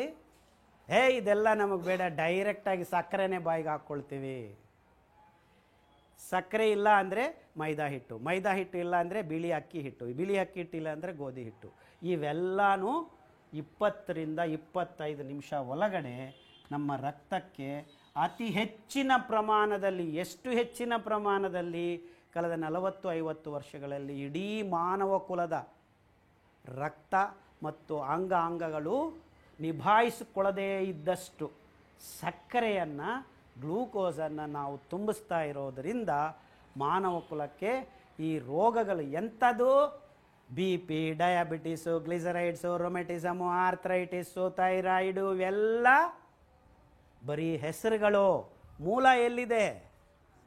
ಈ ಗ್ಲೂಕೋಸನ್ನು ನಿಯಂತ್ರಣ ಇಲ್ಲದೆ ನಾವು ದಿಢೀರ್ ಅಂತ ರಕ್ತಕ್ಕೆ ಸೇರಿಸ್ತಾ ಇರೋದರಿಂದ ಈ ರೋಗಗಳೆಲ್ಲ ಒಂದಾದ ಮೇಲೆ ಒಂದು ಅಥವಾ 1+1 1+3 ಆಗಿ ನಮಗೆ ಒಬ್ಬರೊಬ್ಬರಿಗೆ ಆವರಿಸಿಕೊಳ್ಳೋದು ಒಂದು ಕಡೆ. ಆದರೆ ಈ ಗೊಂದಲ ಎಲ್ಲ ಹಿಂದೆ 50 ವರ್ಷ 60 ವರ್ಷ ಆದಮೇಲೆ ಬರ್ತಕ್ಕಂಥ ಕಾಯಿಲೆಗಳು ಅಂತ ಅಂದ್ಕೊಂಡಿದ್ದು ಈಗ 8 ವರ್ಷ 10 ವರ್ಷ, ಈಗ 20 ವರ್ಷ ಒಳಗಡೆ 108 kg ತೂಗ್ತಾ ಇರೋ ಮಕ್ಕಳು 100ಕ್ಕೆ 32 ಜನ ಬೆಂಗಳೂರಲ್ಲಿದ್ದಾರೆ. ಅಮೆರಿಕಾದಲ್ಲಿ 100ಕ್ಕೆ 60 ಜನ ಇದ್ದಾರೆ. ಅಂದರೆ ನಮ್ಮ ಹದತಪ್ಪಿದ ಆಹಾರ ಪದಾರ್ಥಗಳು ಮತ್ತು ಆಹಾರ ಪದ್ಧತಿ ನಿಜವಾದ ಕಾರಣ ಅಂತ ನಿಮಗೆ ಇಷ್ಟೊತ್ತಿಗೆ ಎಲ್ಲರಿಗೂ ಅರ್ಥ ಆಗಿರಬೇಕು. ಅರ್ಥ ಆಗ್ತಾ ಇದೆಯಾ? ಇಷ್ಟೆಲ್ಲ ಆದಮೇಲೆ ಇನ್ನೂ ದೇಹ ಏನು ಮಾಡುತ್ತೆ ಅಂದರೆ ಹೆಚ್ಚಾಗಿರೋ ಗ್ಲೂಕೋಸನ್ನು ರಕ್ತದ ಮೇಲೇ ಕೂರಿಸುತ್ತೆ. ಆ ಹಿಮೋಗ್ಲೋಬಿನ್ ಅಂತ ಏನಂತೀವಿ, ಹೆಚ್ ಬಿ ಅಂತ ಯಾಕೆ ಇರೋದು? ಅದು ದೇವರ ಹಿಮೋಗ್ಲೋಬಿನ್ನ ಎಂದು ಯಾಕೆ ಕೊಟ್ಟಿದ್ದಾರೆ ನಮಗೆ? ಕೆಂಪು ರಕ್ತ ಕಣಗಳನ್ನು ನಾವು ಉಚ್ಛ್ವಾಸ ತಗೊಂಡಾಗ ಆ ಕೆಂಪು ರಕ್ತ ಕಣಗಳು ಗಾಳಿಯಲ್ಲಿದ್ದ ಆಕ್ಸಿಜನನ್ನು, ಆಮ್ಲಜನಕವನ್ನು ಹೀರಿಕೊಳ್ತವೆ. ಅದರ ಬದಲಾಗಿ ಆಕ್ಸಿಜನನ್ನು ತಳ್ಳಿಬಿಟ್ಟು ಈ ಗ್ಲೂಕೋಸನ್ನು ಕೂರಿಸ್ಬಿಡುತ್ತೆ. ಆ ಹೆಚ್ ಬಿ ಹೋಗಿ HbA1c ಆಗಿಬಿಡುತ್ತೆ. ನಾನು ನಿಮಗೆಲ್ಲರಿಗೂ ಫೋನ್ ಮಾಡಿ ಹೇಳಿದ್ವಿ, ನಿಮ್ಮ ರಕ್ತದಲ್ಲಿ ಮಧುಮೇಹ ರೋಗಗಳಿಗೆ HbA1c ಅಂತ ಟೆಸ್ಟ್ ಮಾಡಿಸ್ಕೊಂಡು ಬನ್ನಿ ಅಂತ ಎಲ್ಲರಿಗೂ ಫೋನ್ ಮಾಡಿ ಹೇಳಿದ್ವಲ್ಲ. ಆ HbA1c ಅಂದರೆ ನಿಜವಾದ ಗ್ಲೂಕೋಸ್ ಅಂಶ ನಿಮ್ಮ ರಕ್ತದಲ್ಲಿ ಪ್ರತಿ ಕ್ಷಣ ಎಷ್ಟಿದೆ. ಈಗ ಡಾಕ್ಟ್ರುಗಳು ಏನು ಮಾಡ್ತಾರೆ, ತಿಂಡಿ ತಿನ್ನೋಕ್ಕೆ ಮುಂಚೆ ಎಷ್ಟಿದೆ, ತಿಂಡಿ ತಿಂದ ಮೇಲೆ ಎಷ್ಟಿದೆ, ಒಂದು ಸತಿ ರಕ್ತ ಹೀರ್ಕೊಂಡು ಸಕ್ಕರೆಯನ್ನು ಗ್ಲೂಕೋಸನ್ನು ಚೆಕ್ ಮಾಡ್ತಾರೆ. ನಾವು ಮಾಡ್ತಾ ಇರೋದು ಗ್ಲೂಕೋಸ್ ಹೋಗಿ ಕೆಂಪು ರಕ್ತ ಕಣಗಳ ಮೇಲೆ ಕೂತ್ಕೊಂಡಿರೋದು. ಆ HbA1c ಕೆಂಪು ರಕ್ತ ಕಣಗಳು ಸಕ್ಕರೆ ಅಂಶದ ಮೇಲೆ ತುಂಬಿಕೊಂಡಿರೋವು ಎಷ್ಟಿದೆ ಅಂತ. ಅದು ಸಾಧಾರಣವಾಗಿ ಆರೋಗ್ಯವಂತನ ದೇಹದಲ್ಲಿ 6 ಕೆಳಗಡೆ ಇರಬೇಕು ಕೆಂಪು ರಕ್ತ ಕಣಗಳು. ಕೆಂಪು ರಕ್ತ ಕಣಗಳ ಪ್ರಮಾಣ 12 ರಿಂದ 14 ಇರಬೇಕು. ಈ ಗ್ಲೂಕೋಸ್ ಅಂಶ ಹೆಚ್ಚಾಗ್ತಾ ಏನಾಗತ್ತೆ, ಮಧುಮೇಹ ರೋಗಿಗಳ ದೇಹದಲ್ಲಿ ರಕ್ತಕ್ಕೆ ಗ್ಲೂಕೋಸ್ ಅಂಟುಕೊಂಡು ಈ HbA1c 7 ಆಗತ್ತೆ. 7 ಆಗಿದೆ ಅಂದರೆ ನಿಮಗೆ ಡಯಾಬಿಟಿಸ್ ರೋಗ ಬರ್ತಾ ಇದೆ ಅಂತ. 7 ದಾಟಿದೆ 8 ಬಂದಿದೆ ಅಂದರೆ ರೋಗ ಮುದುರಿದೆ ಅಂತ. 8 ರಿಂದ 9ಕ್ಕೆ ಹೋಗಿದೆ ಅಂದರೆ ನಿಮ್ಮ ರಕ್ತ ಮಂದ ಆಗಿದೆ. ಕಣ್ಣಿಗೆ ನರಗಳ ಮೇಲೆ ಈ ರಕ್ತ ಮಂದ ಆಗಿರೋದು, ಗ್ಲೂಕೋಸ್ ಹೆಚ್ಚಿರೋ ರಕ್ತ ಹರಿತಾ ಇರೋದ್ರಿಂದ ಡಿಪಾಸಿಟ್ಸ್ ಆಗೋಕ್ಕೆ ಶುರು ಆಗುತ್ತೆ. ಕೆಲವರಿಗೆ ಫ್ರೋಝನ್ ಶೋಲ್ಡರ್ ಅಂದರೆ ಕೈ ಎತ್ತಕ್ಕಾಗೋದಿಲ್ಲ. ಕೆಲವರಿಗೆ ನರಗಳು ಬೆಳಗ್ಗೆ ಕಾಲು ಎದ್ದು ಇಟ್ಟಾಗ ಕಾಲು ಇಟ್ಟಿದ್ದೀನ ಇಲ್ವಾ ಅಂತ ಗೊತ್ತಾಗೋದಿಲ್ಲ. ಯಾಕಂದರೆ ಆ ನರಗಳಿಗೆ ಈ ಆಮ್ಲಜನಕ ರಹಿತ ರಕ್ತ ಹೋಗ್ತಾ ಇರೋದ್ರಿಂದ ನರಗಳ ಜೀವಕೋಶಗಳ ಒಳಗಡೆ ಬೇಕಾಗಿರೋ ಶಕ್ತಿ ಉತ್ಪಾದನೆ ಆಗದೆ ಅದು ತನ್ನ ಕೆಲಸವನ್ನು ಮಾಡೋಕ್ಕಾಗದೆ ನ್ಯೂರೋಪತಿ ಅಂತಾರೆ, ನರಗಳಿಗೆ ತೊಂದರೆ ಬಂದಿದೆ. ರೆಟಿನೋಪತಿ, ಕಣ್ಣು ಒಳಗಡೆ ಆ ಸಣ್ಣ ಪ್ರಮಾಣದಲ್ಲಿ ರಕ್ತನಾಳಗಳಿಗೆ ಈ ಮಂದವಾದ ರಕ್ತ ಹೋಗ್ತಾ ಇರೋದ್ರಿಂದ ಕಣ್ಣು ಕಾಣದೇ ಇರೋಂಗೆ ಮೆತ್ತಿಗೆ ಆಗೋಕ್ಕೆ ಶುರುವಾಗುತ್ತೆ, ರೆಟಿನೋಪತಿ ಅಂತಾರೆ. ಮೂತ್ರಪಿಂಡಗಳ ಒಳಗಡೆ ಈ ರಕ್ತ ಹರಿತಾ ಇರೋದ್ರಿಂದ ಮೂತ್ರಪಿಂಡಗಳ ಕೆಲಸ ಏನು? ಈ ಕೆಟ್ಟಿರೋ ಅಂಶಗಳನ್ನು ನಿಧಾನವಾಗಿ ಫಿಲ್ಟರ್ ಮಾಡೋದು, ಅಂದರೆ ತೆಗಿತಾ ಇರಬೇಕು. ಆ ಮಾಡೋ ಕೆಲಸಕ್ಕೆ ಬೇಕಾಗಿರೋ ಶಕ್ತಿಯನ್ನು ಕಳ್ಕೊಂಡು ನಿಮ್ಮ ರಕ್ತದಲ್ಲಿ ಮತ್ತೆ ವಾಪಸ್ ಯೂರಿಯಾ ಲೆವೆಲು, ಕ್ರಿಯಾಟಿನಿನ್ ಲೆವೆಲ್ ಹೆಚ್ಚಾಗ್ತಾ ಇದ್ದಂಗೆ ಈ ಡಾಕ್ಟ್ರುಗಳೇನು ಹೇಳ್ತಾರೆ, ನಿಮ್ಮ ಕಿಡ್ನಿ ಎದ್ದೋಗ್ತಾ ಇದೆ, ಬನ್ನಿ ಡಯಾಲಿಸಿಸ್ ಮಾಡ್ತೀವಿ, ನಾವು ರೆಡಿಯಾಗಿದ್ದೀವಿ ಅಂತ. ಒಂದು ಸತಿ ಡಯಾಲಿಸಿಸ್ ಶುರು ಮಾಡಿದರೆ ನಿಮ್ಮ ಕಿಡ್ನಿ ಕೆಲಸ ಮುಗ್ದೋಯ್ತು. ಆಮೇಲೆ ನೀವು ಪರ್ಮನೆಂಟಾಗಿ ಅವರು ತಿಂಗಳಿಗೆ ಯಾಕಪ್ಪ $827 ಬಿಲಿಯನ್ ಖರ್ಚಾಗ್ತಾ ಇದೆ ಅಂದರೆ, ಈ ರೋಗ ಬಂದಿರೋದು ಒಂದು ಕಡೆ, ಆದರೆ ಅದರಿಂದ ಬರ್ತಕ್ಕಂಥ ಅಡ್ಡ ಪರಿಣಾಮಗಳು ಇನ್ನೂ ಹೆಚ್ಚಾಗಿ ದುಡ್ಡನ್ನು ಮಾಡ್ಕೊಳ್ತಕ್ಕಂಥ ಒಂದು ವ್ಯವಸ್ಥೆಯನ್ನು ರೂಪಿಸ್ಕೊಡುತ್ತೆ. ಡಯಾಲಿಸಿಸ್ ಮಾಡ್ಕೊಳ್ಳೋದಕ್ಕೆ ವಾರಕ್ಕೆ $2,000 ಕೊಡಬೇಕು ಮಿನಿಮಮ್ ಅಂದರೆ. ಆಮೇಲೆ ಏನಾದರೂ ನೀವು ಉದ್ಧಾರ ಆಗ್ತೀರಾ ಡಯಾಲಿಸಿಸ್ ಆದಮೇಲೆ? It is only one way traffic. ಎಲ್ಲಿಗೆ? ಒಬ್ರಿಗೆ 2 ವರ್ಷ ಆಗಿರ್ಬೋದು, ಒಬ್ರಿಗೆ 3 ವರ್ಷ ಆಗಿರ್ಬೋದು ಅಷ್ಟೇ. ನ್ಯೂರೋಪತಿ ಬಂದರೆ ಕಾಲಿಂದ ಕೆಳಗಡೆ ರಕ್ತ ಹರಿತಾ ಇದ್ರೂ ನಿಮಗೆ ಗೊತ್ತಾಗೋದಿಲ್ಲ, ನೀವು ಬೆಂಕಿಯಲ್ಲಿ ಕಾಲಿಟ್ಟರೂ ಗೊತ್ತಾಗೋದಿಲ್ಲ. ಅಂದರೆ ಈ ಮಧುಮೇಹ ರೋಗದ ಅಡ್ಡ ಪರಿಣಾಮಗಳು ಅತಿ ಭಯಾನಕವಾದವು. ಅರ್ಥ ಆಗ್ತಾ ಇದೆಯಾ ನಾನು ಹೇಳೋದು? ಅಂದರೆ ಇದಕ್ಕೆಲ್ಲ ಮೂಲ ಕಾರಣ ಏನು? ಗ್ಲೂಕೋಸನ್ನು ನಿಯಂತ್ರಣ ಇಲ್ಲದೆ ನಮ್ಮ ದೇಹದಲ್ಲಿ ರಕ್ತಕ್ಕೆ ನಾವು ದಿಢೀರಂತ ಪ್ರತಿ ದಿವಸ ಬೆಳಗ್ಗೆ, ಮಧ್ಯಾಹ್ನ, ಸಾಯಂಕಾಲ, ರಾತ್ರಿ ಇನ್ನೂ ಬೇಕು ಅಂದರೆ ಈಗ ಡಾಕ್ಟ್ರುಗಳು ಹೇಳೋಕ್ಕೆ ಶುರು ಮಾಡಿದ್ದಾರೆ, 2 ಗಂಟೆ ಕೂತ್ತೀನ್ರಿ.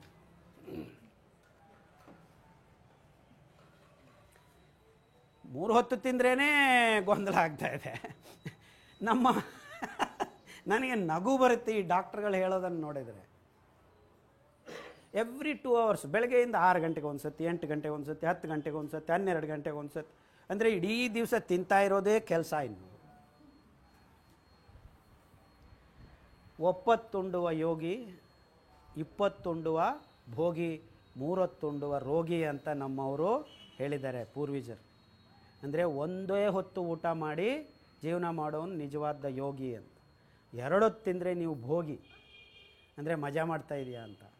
3 ಸತಿ ತಿಂದ್ಯಾ, ರೋಗ ಗ್ಯಾರಂಟಿ. ಅಂದರೆ ನಮ್ಮ ಆಹಾರ ಕ್ರಮವೇ ನಮ್ಮನ್ನು ರೋಗಿಗಳಾಗಿ ಮಾಡ್ತಾ ಇದೆ ಅನ್ನೋದನ್ನು ಹಿಂದೆ ಯಾವಾಗಲೂ ಹೇಳ್ಬಿಟ್ಟಿದ್ದಾರೆ. ನನಗೆ ಅದೇ ಗೋಳು. ಬೇರೆ ದೇಶಗಳಲ್ಲಿ ಯಾರು ಹೆಂಗಾದರೂ ಹಾಳಾಗೋಗಲಿ, ನಮ್ಮ ದೇಶದಲ್ಲಿ ಈ ವಿಷಯಗಳನ್ನು ಪ್ರತಿಯೊಂದು ಅಂಶವನ್ನು ಕ್ಲಿಯರಾಗಿ, ಕ್ಲುಪ್ತವಾಗಿ, ವಿಸ್ತಾರವಾಗಿ ಎಲ್ಲ ರೀತಿಯಲ್ಲಿ ನಮ್ಮ ಪೂರ್ವಜರು ಬರೆದಿಟ್ಟುಬಿಡು, ಒಂದು ಲೈನಲ್ಲೂ ಬರೆದಿಟ್ಟುಬಿಟ್ಟಿದ್ದಾರೆ. ಊಟ ಬಲ್ಲವನಿಗೆ ರೋಗವಿಲ್ಲ. ಹಂಗೆ ಅಷ್ಟಕ್ಕಿಂತ ಇನ್ನು ಚೆನ್ನಾಗಿ ಯಾರಪ್ಪ ಹೇಳ್ತಾರೆ ನಿಮಗೆ? ಒಂದೇ ಲೈನ್ ಮುಗಿದೋಯ್ತು. ಇಲ್ಲ, ಚರಕ ಸಂಹಿತ ಅಂತ ಹೋಗಿ ನೋಡ್ರಿ, ಅವನು ಉದ್ದಕ್ಕೆ ಹೇಳ್ತಾನೆ ಯಾವುದು ಎಲ್ಲಿ ಹೆಂಗೆ ಏನು ಮಾಡಿಕೊಂಡು ಹೆಂಗೆ ತಿನ್ನಬೇಕು ಅಂತ. ಎಷ್ಟು ಮಟ್ಟಕ್ಕೆ ಅಂದರೆ ದ್ವಿದಳ ಬೀಜ ಧಾನ್ಯಗಳನ್ನು ನೀವು ಅರ್ಧ ಹಿಡಿ ತಿನ್ನಬೇಕು, ಏಕದಳ ಬೀಜ ಧಾನ್ಯಗಳನ್ನು 2 ಹಿಡಿ ತಿನ್ನಬೇಕು, ಸೊಪ್ಪು ತರಕಾರಿಗಳನ್ನು ಊಟ ಮಾಡೋಕ್ಕೆ ಮುಂಚೆ ತಿನ್ನಬೇಕು, ಊಟ ಮಾಡಿದ ಮೇಲೆ ನೀರು ಕುಡಿಬಾರದು, ಊಟ ಮಾಡೋಕ್ಕೆ ಮುಂಚೆ ನೀರು ಕುಡಿಯಬೇಕು, ದ್ವಿದಳ ಬೀಜ ಧಾನ್ಯಗಳನ್ನು ಮೊಳಕೆ ಕಟ್ಟೇ ತಿನ್ನಬೇಕು, ಸಿಪ್ಪೆ ತೆಗೆದು ಹಾಕಬಾರದು, ಹುಳಿ ಅಂಶ ಇರೋದನ್ನು ನಾವು ಫರ್ಮೆಂಟ್ ಮಾಡಿಕೊಂಡು ಉಪ್ಪಿನಕಾಯಿ ರೀತಿಯಲ್ಲಿ ಒಂಚೂರು ಮಾತ್ರನೇ ತಿನ್ನಬೇಕು, ಹೆಚ್ಚು ತಿನ್ನಬಾರದು.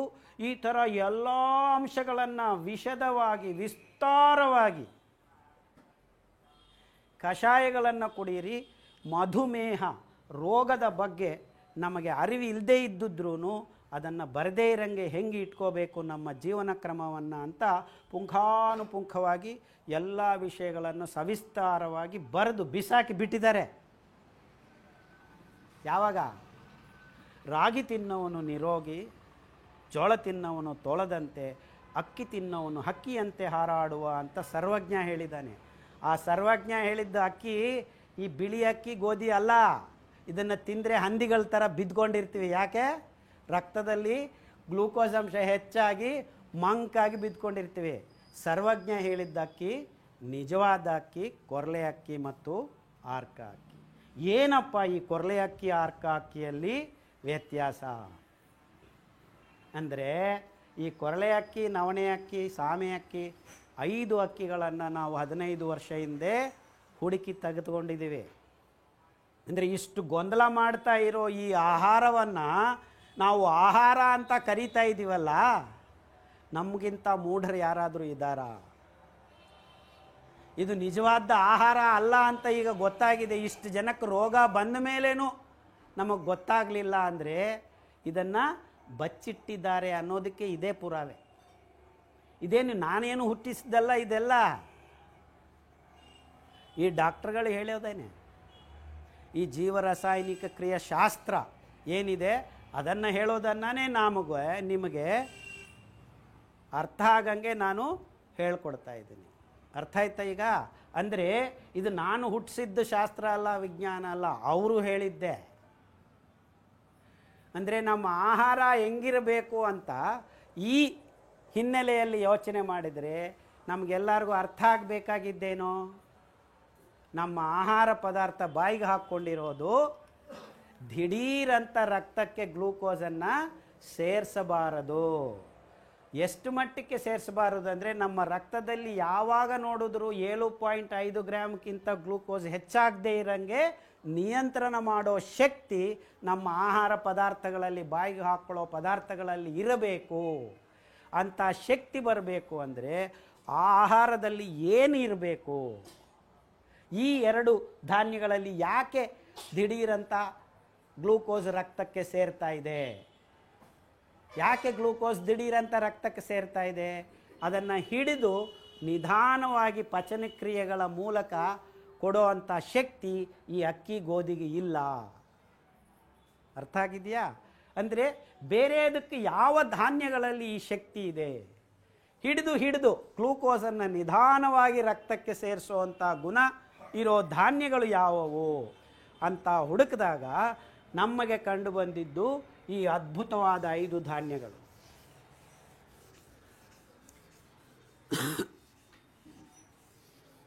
ಅಂದರೆ ನಾವು ಬಾಯಿಗೆ ಹಾಕ್ಕೊಂಡಾಗ ರಕ್ತಕ್ಕೆ ಗ್ಲೂಕೋಸನ್ನು ದಿಢೀರಂತ ಸೇರಿಸಬಾರ್ದು.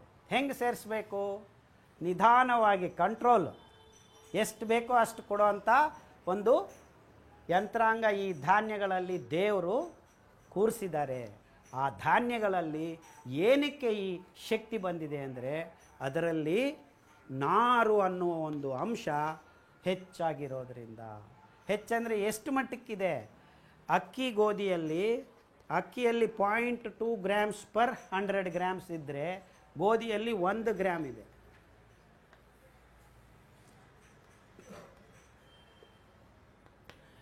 ಆ ಕಾರಣಕ್ಕೆ ನಮ್ಮ ರಕ್ತಕ್ಕೆ ಗ್ಲೂಕೋಸು 20-25 ನಿಮಿಷಕ್ಕೆ ಸೇರಿಬಿಡ್ತಾ ಇದೆ, 20 to 25 ಮಿನಿಟ್ಸ್.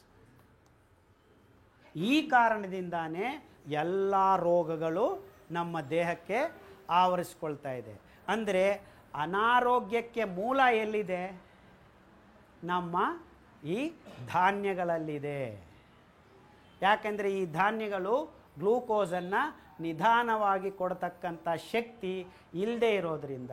ಯಾಕೆ ಆ ಶಕ್ತಿ ಇಲ್ಲ ಈ ಧಾನ್ಯಗಳಿಗೆ? ಇದರಲ್ಲಿ ನಾರಿನ ಅಂಶ ಇಲ್ಲ, ಆಲ್ಮೋಸ್ಟ್ ಝೀರೋ ಅಂತ. ಯಾಕೆಂದರೆ ಈ ಗೋಧಿಯನ್ನು ಅಲೋಕ್ಸಾನ್ ಅಂತ ಒಂದು ಕೆಮಿಕಲ್ ಹಾಕಿ ಬ್ಲೀಚ್ ಮಾಡಿ, ಅಪ್ಪ ಬೇಕಾಗಿಲ್ಲ, ಅಮ್ಮ ಬೇಕಾಗಿಲ್ಲ, 2 ನಿಮಿಷ ನೂಡಲ್ಸ್ ತಿನ್ನಿಸಿ ಅಂತ ಅಮಿತಾಬ್ ಬಚ್ಚನ್ ಹೇಳ್ತಾನೆ. ನೀವು ಮುದುಕ ಆಗ್ಬಿಟ್ಟಿದೆಯಾ ಅಂತ ಮಾಧುರಿ ದೀಕ್ಷಿತ್ ಈಗ ಬೇರೆ ನೂಡಲ್ಸನ್ನು ಜಾಹೀರಾತುಗಳಲ್ಲಿ ಕೊಡ್ತಾರೆ. ನೀವಿಬ್ಬರು ಸರಿ ಇಲ್ಲ, ಸ್ವದೇಶಿ ಅಂತ ಹೇಳಿ ಬಾಬಾ ರಾಮದೇವ್ ನೂಡಲ್ಸನ್ನು ರೆಡಿ ಮಾಡಿ ಕೊಡೋಕ್ಕೆ ಶುರು ಮಾಡಿದ್ದಾನೆ. ಇವರೆಲ್ಲರೂ ಮಾರಾಟ ಮಾಡ್ತಾ ಇರೋದು ಏನೋ? ಗೋಧಿ. ಈ ಗೋಧಿ ಬಿಸ್ನೆಸ್, ಫರ್ಟಿಲೈಸರ್ ಕಂಪ್ನಿದು ಇಡೀ ಪ್ರಪಂಚದಲ್ಲಿ ಅತಿ ದೊಡ್ಡ ಬಿಸ್ನೆಸ್. ಇಡೀ ಪ್ರಪಂಚದಲ್ಲಿ ಯಾವುದು ಇಷ್ಟು ದೊಡ್ಡ ಬಿಸ್ನೆಸ್ ಇಲ್ಲ. ಅಂದರೆ ನೀವು ಗೋಧಿ ತಿನ್ನಿ ಅಂತ ಡಾಕ್ಟರ್ಗಳು ಯಾಕೆ ಹೇಳ್ತಾ ಇದ್ದಾರೆ ನಿಮಗೆ? ಇಡೀ ಪ್ರಪಂಚದ ದೊಡ್ಡ ಬಿಸ್ನೆಸ್ಸನ್ನು ಅವರು ಏಜೆಂಟ್ಗಳಾಗಿ ಕೆಲಸ ಮಾಡ್ತಾಯಿದ್ದಾರೆ. ನೀವು ಗೋಧಿ ತಿಂದರೆ ಏನಾಗುತ್ತೆ? ರೋಗ ಬರುತ್ತೆ. ರೋಗ ಬಂದರೆ ಏನಾಗುತ್ತೆ? ನಮ್ಮ ಹತ್ರ ನೀವು ಬರ್ತೀರ. ನಾವೇನು ಮಾಡ್ತೀವಿ? ಟ್ಯಾಬ್ಲೆಟ್ಗಳನ್ನು ಬರೀತೀವಿ. ನಮಗೆ ಏನು ಬರುತ್ತೆ? ಕಮಿಷನ್. ಈ ಕಮಿಷನ್ ನೀವು ಕೊಡೋ ಫೀಸ್ಗಿಂತ ಜಾಸ್ತಿ ಬರುತ್ತೆ. ಅರ್ಥ ಆಗ್ತಾ ಇದೆಯಾ? ಈ ಗೊಂದಲ ಅರ್ಥ ಆಗ್ತಾ ಇದೆಯಾ? ಸೊ ಎಲ್ಲರಿಗೂ ಡಾಕ್ಟರ್ಗಳು ಗೋಧಿ ತಿನ್ನಿ ಅಂತ ಯಾಕೆ ಹೇಳ್ತಾ ಇದ್ದಾರೆ ಅಂದರೆ, ನಿಮ್ಮೆಲ್ಲರನ್ನು ರೋಗಗ್ರಸ್ತರಾಗಿ ಮಾಡೋದಕ್ಕೆ ಒಂದು ದೊಡ್ಡ ಬುನಾದಿಯನ್ನು ಹಾಕಿ ಕೊಡ್ತಾ ಇದೆ. ಅಷ್ಟೇ ಅಲ್ಲ, ಈ ಗೋಧಿಯಲ್ಲಿ ಗ್ಲೂಟೆನ್ ಅಂತ ಒಂದು ಪ್ರೋಟೀನ್ ಇದೆ. ಅದೇನು ಮಾಡುತ್ತೆ? ನಿಮ್ಮ ಸಣ್ಣ ಕರಳು, ದೊಡ್ಡ ಕರಳು, ಸಿಲಿಯಕ್ ಮೂಮೆಂಟ್ ಅಂದರೆ ಪೋಷಕಾಂಶಗಳನ್ನು ಹೀರಿಕೊಳ್ಳೋ ಶಕ್ತಿಯನ್ನು ಅದು ಕೋಟ್ ಮಾಡಿ ಕಮ್ಮಿ ಮಾಡ್ತಾ ಹೋಗುತ್ತೆ. ಅಂದರೆ ಗೋಧಿ ತಿನ್ನೋದು ಹೆಚ್ಚಾಗ್ತಾ ಇದ್ದಂಗೆ ನಿಮ್ಮ ಕೂದಲು ಉದುರೋದು ಶುರು ಆಗುತ್ತೆ. ಯಾಕಂದರೆ ಸೂಕ್ಷ್ಮ ಪೋಷಕಾಂಶಗಳು ಸೆಲಿನಿಯಮ್ಮು, ಜಿಂಕು, ಕಾಪರು ಅದು ಹೀರಿಕೊಳ್ಳೋದು ಈ ಸಣ್ಣ ಕರಳಿನಲ್ಲಿ, ದೊಡ್ಡ ಕರಳಿನಲ್ಲಿ ಕಮ್ಮಿ ಆಗ್ತಾ ನಿಮ್ಮ ಕೂದಲಿಗೆ ಬುಡದಲ್ಲಿ ನಿಂತ್ಕೊಳ್ಳೋ ಶಕ್ತಿ ಇಲ್ಲದೆ ಹುಡ್ದಿರೋಕ್ಕೆ ಶುರು ಆಗುತ್ತೆ. ಹೋಗ್ರಿ ನೋಡ್ರಿ, ಈ ವೆಸ್ಟರ್ನ್ ಕಂಟ್ರೀಸ್ಗೆ ಎಲ್ಲರಿಗೂ ಕೂದಲೇ ಇರೋದಿಲ್ಲ. ನಮ್ಮ ತಿರುಪತಿ ತಿಮ್ಮಪ್ಪಯಿಂದ ಕೊಂಡ್ಕೊಂಡು ಹೋಗಿ ಟೋಪನ್ಗಳು ಹಾಕ್ಕೊಂಡು ಪೇಂಟ್ ಅದನ್ನು ನೋಡಿ ನಾವು ಮತ್ತೆ ತಂದು ಟೋಪನ್ಗೆ ಹಚ್ಕೊಳ್ತಾ ಇದ್ದೀವಿ. ಈಗ ತಿರುಪತಿ ತಿಮ್ಮಪ್ಪ ಬಿಸ್ನೆಸ್ಸು ಕಮ್ಮಿ ಆಗಿದೆ. ಯಾಕಂದರೆ ನಾವು ಗೋಧಿ ತಿನ್ನೋಕ್ಕೆ ಶುರು ಮಾಡಿದ್ದೀವಿ. ನಮ್ಮ ಕೂದಲು ಉದುರೋದು ಹೆಚ್ಚಾಗಿ ನಾವು ದೇವ್ರಿಗೂ ಕೊಡೋ ಕೂದಲು ಕಮ್ಮಿ ಆಗ್ತಾ ಬರುತ್ತೆ. ನಗ್ತಾ ಇದ್ದಾರೆ ಅವರು, ನಿಜವಾಗ್ಲೂ ನಡೀತಾ ಇರೋದು ಇಷ್ಟೇ. ಅಂದರೆ ಈ ಗೋಧಿಯಲ್ಲಿದ್ದ ಗ್ಲೂಟೆನ್ ಅಂತಾರೆ, ಅದು ದೊಡ್ಡ ಅನಾಹುತ ಮಾಡ್ತಾ ಇರತಕ್ಕಂಥ ಪ್ರೋಟೀನ್. ಇದು ಗ್ಲೂಟೆನ್, ಇದು ನಮ್ಮ ಸಣ್ಣ ಕರಳಿಗೆ ಸೂಕ್ಷ್ಮ ಪೋಷಕಾಂಶಗಳನ್ನು ಹೀರಿಕೊಳ್ಳುವ ಶಕ್ತಿಯನ್ನು ಕಮ್ಮಿ ಮಾಡಿ ಪರೋಕ್ಷವಾಗಿ ಬೇರೆ ಬೇರೆ ಆರೋಗ್ಯಕರವಾದ ಜೀವರಾಸಾಯನಿಕ ಕ್ರಿಯೆಗಳನ್ನು ತಡೆಯೋದ್ರಿಂದ ರೋಗಗಳು ಉತ್ಪಾದನೆ ಆಗ್ತವೆ. ಇನ್ಫ್ಯಾಕ್ಟ್ ಕೆಲವು ಡಾಕ್ಟರ್ಗಳು, ಈಗ ಡೇವಿಸ್ ಅಂತ ಒಬ್ಬ ಡಾಕ್ಟರ್ ಇದ್ದಾರೆ ಅಮೆರಿಕಾದಲ್ಲಿ, ಗೋಧಿಯಿಂದಾನೇ ಆಲ್ಮೋಸ್ಟ್ ಮಾನವ ಕುಲಕ್ಕಿರೋ 90% ರೋಗಗಳು ಅಂತ ಅವರು ಸೀರಿಯಸ್ ಆಗಿ ಹೇಳೋಕ್ಕೆ ಶುರು ಮಾಡಿದ್ದಾರೆ.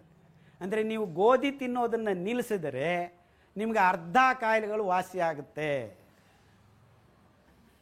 ಆದರೆ ಡಾಕ್ಟರ್ಗಳೇನು ಹೇಳ್ತಾ ಇದ್ದಾರೆ? ಆಪೋಸಿಟ್ ಹೇಳ್ತಾ ಇದ್ದಾರೆ. ಸೈಂಟಿಸ್ಟ್ಗಳೇನು ಹೇಳ್ತಾ ಇದ್ದಾರೆ? ಆಪೋಸಿಟ್ ಹೇಳ್ತಾ ಇದ್ದಾರೆ.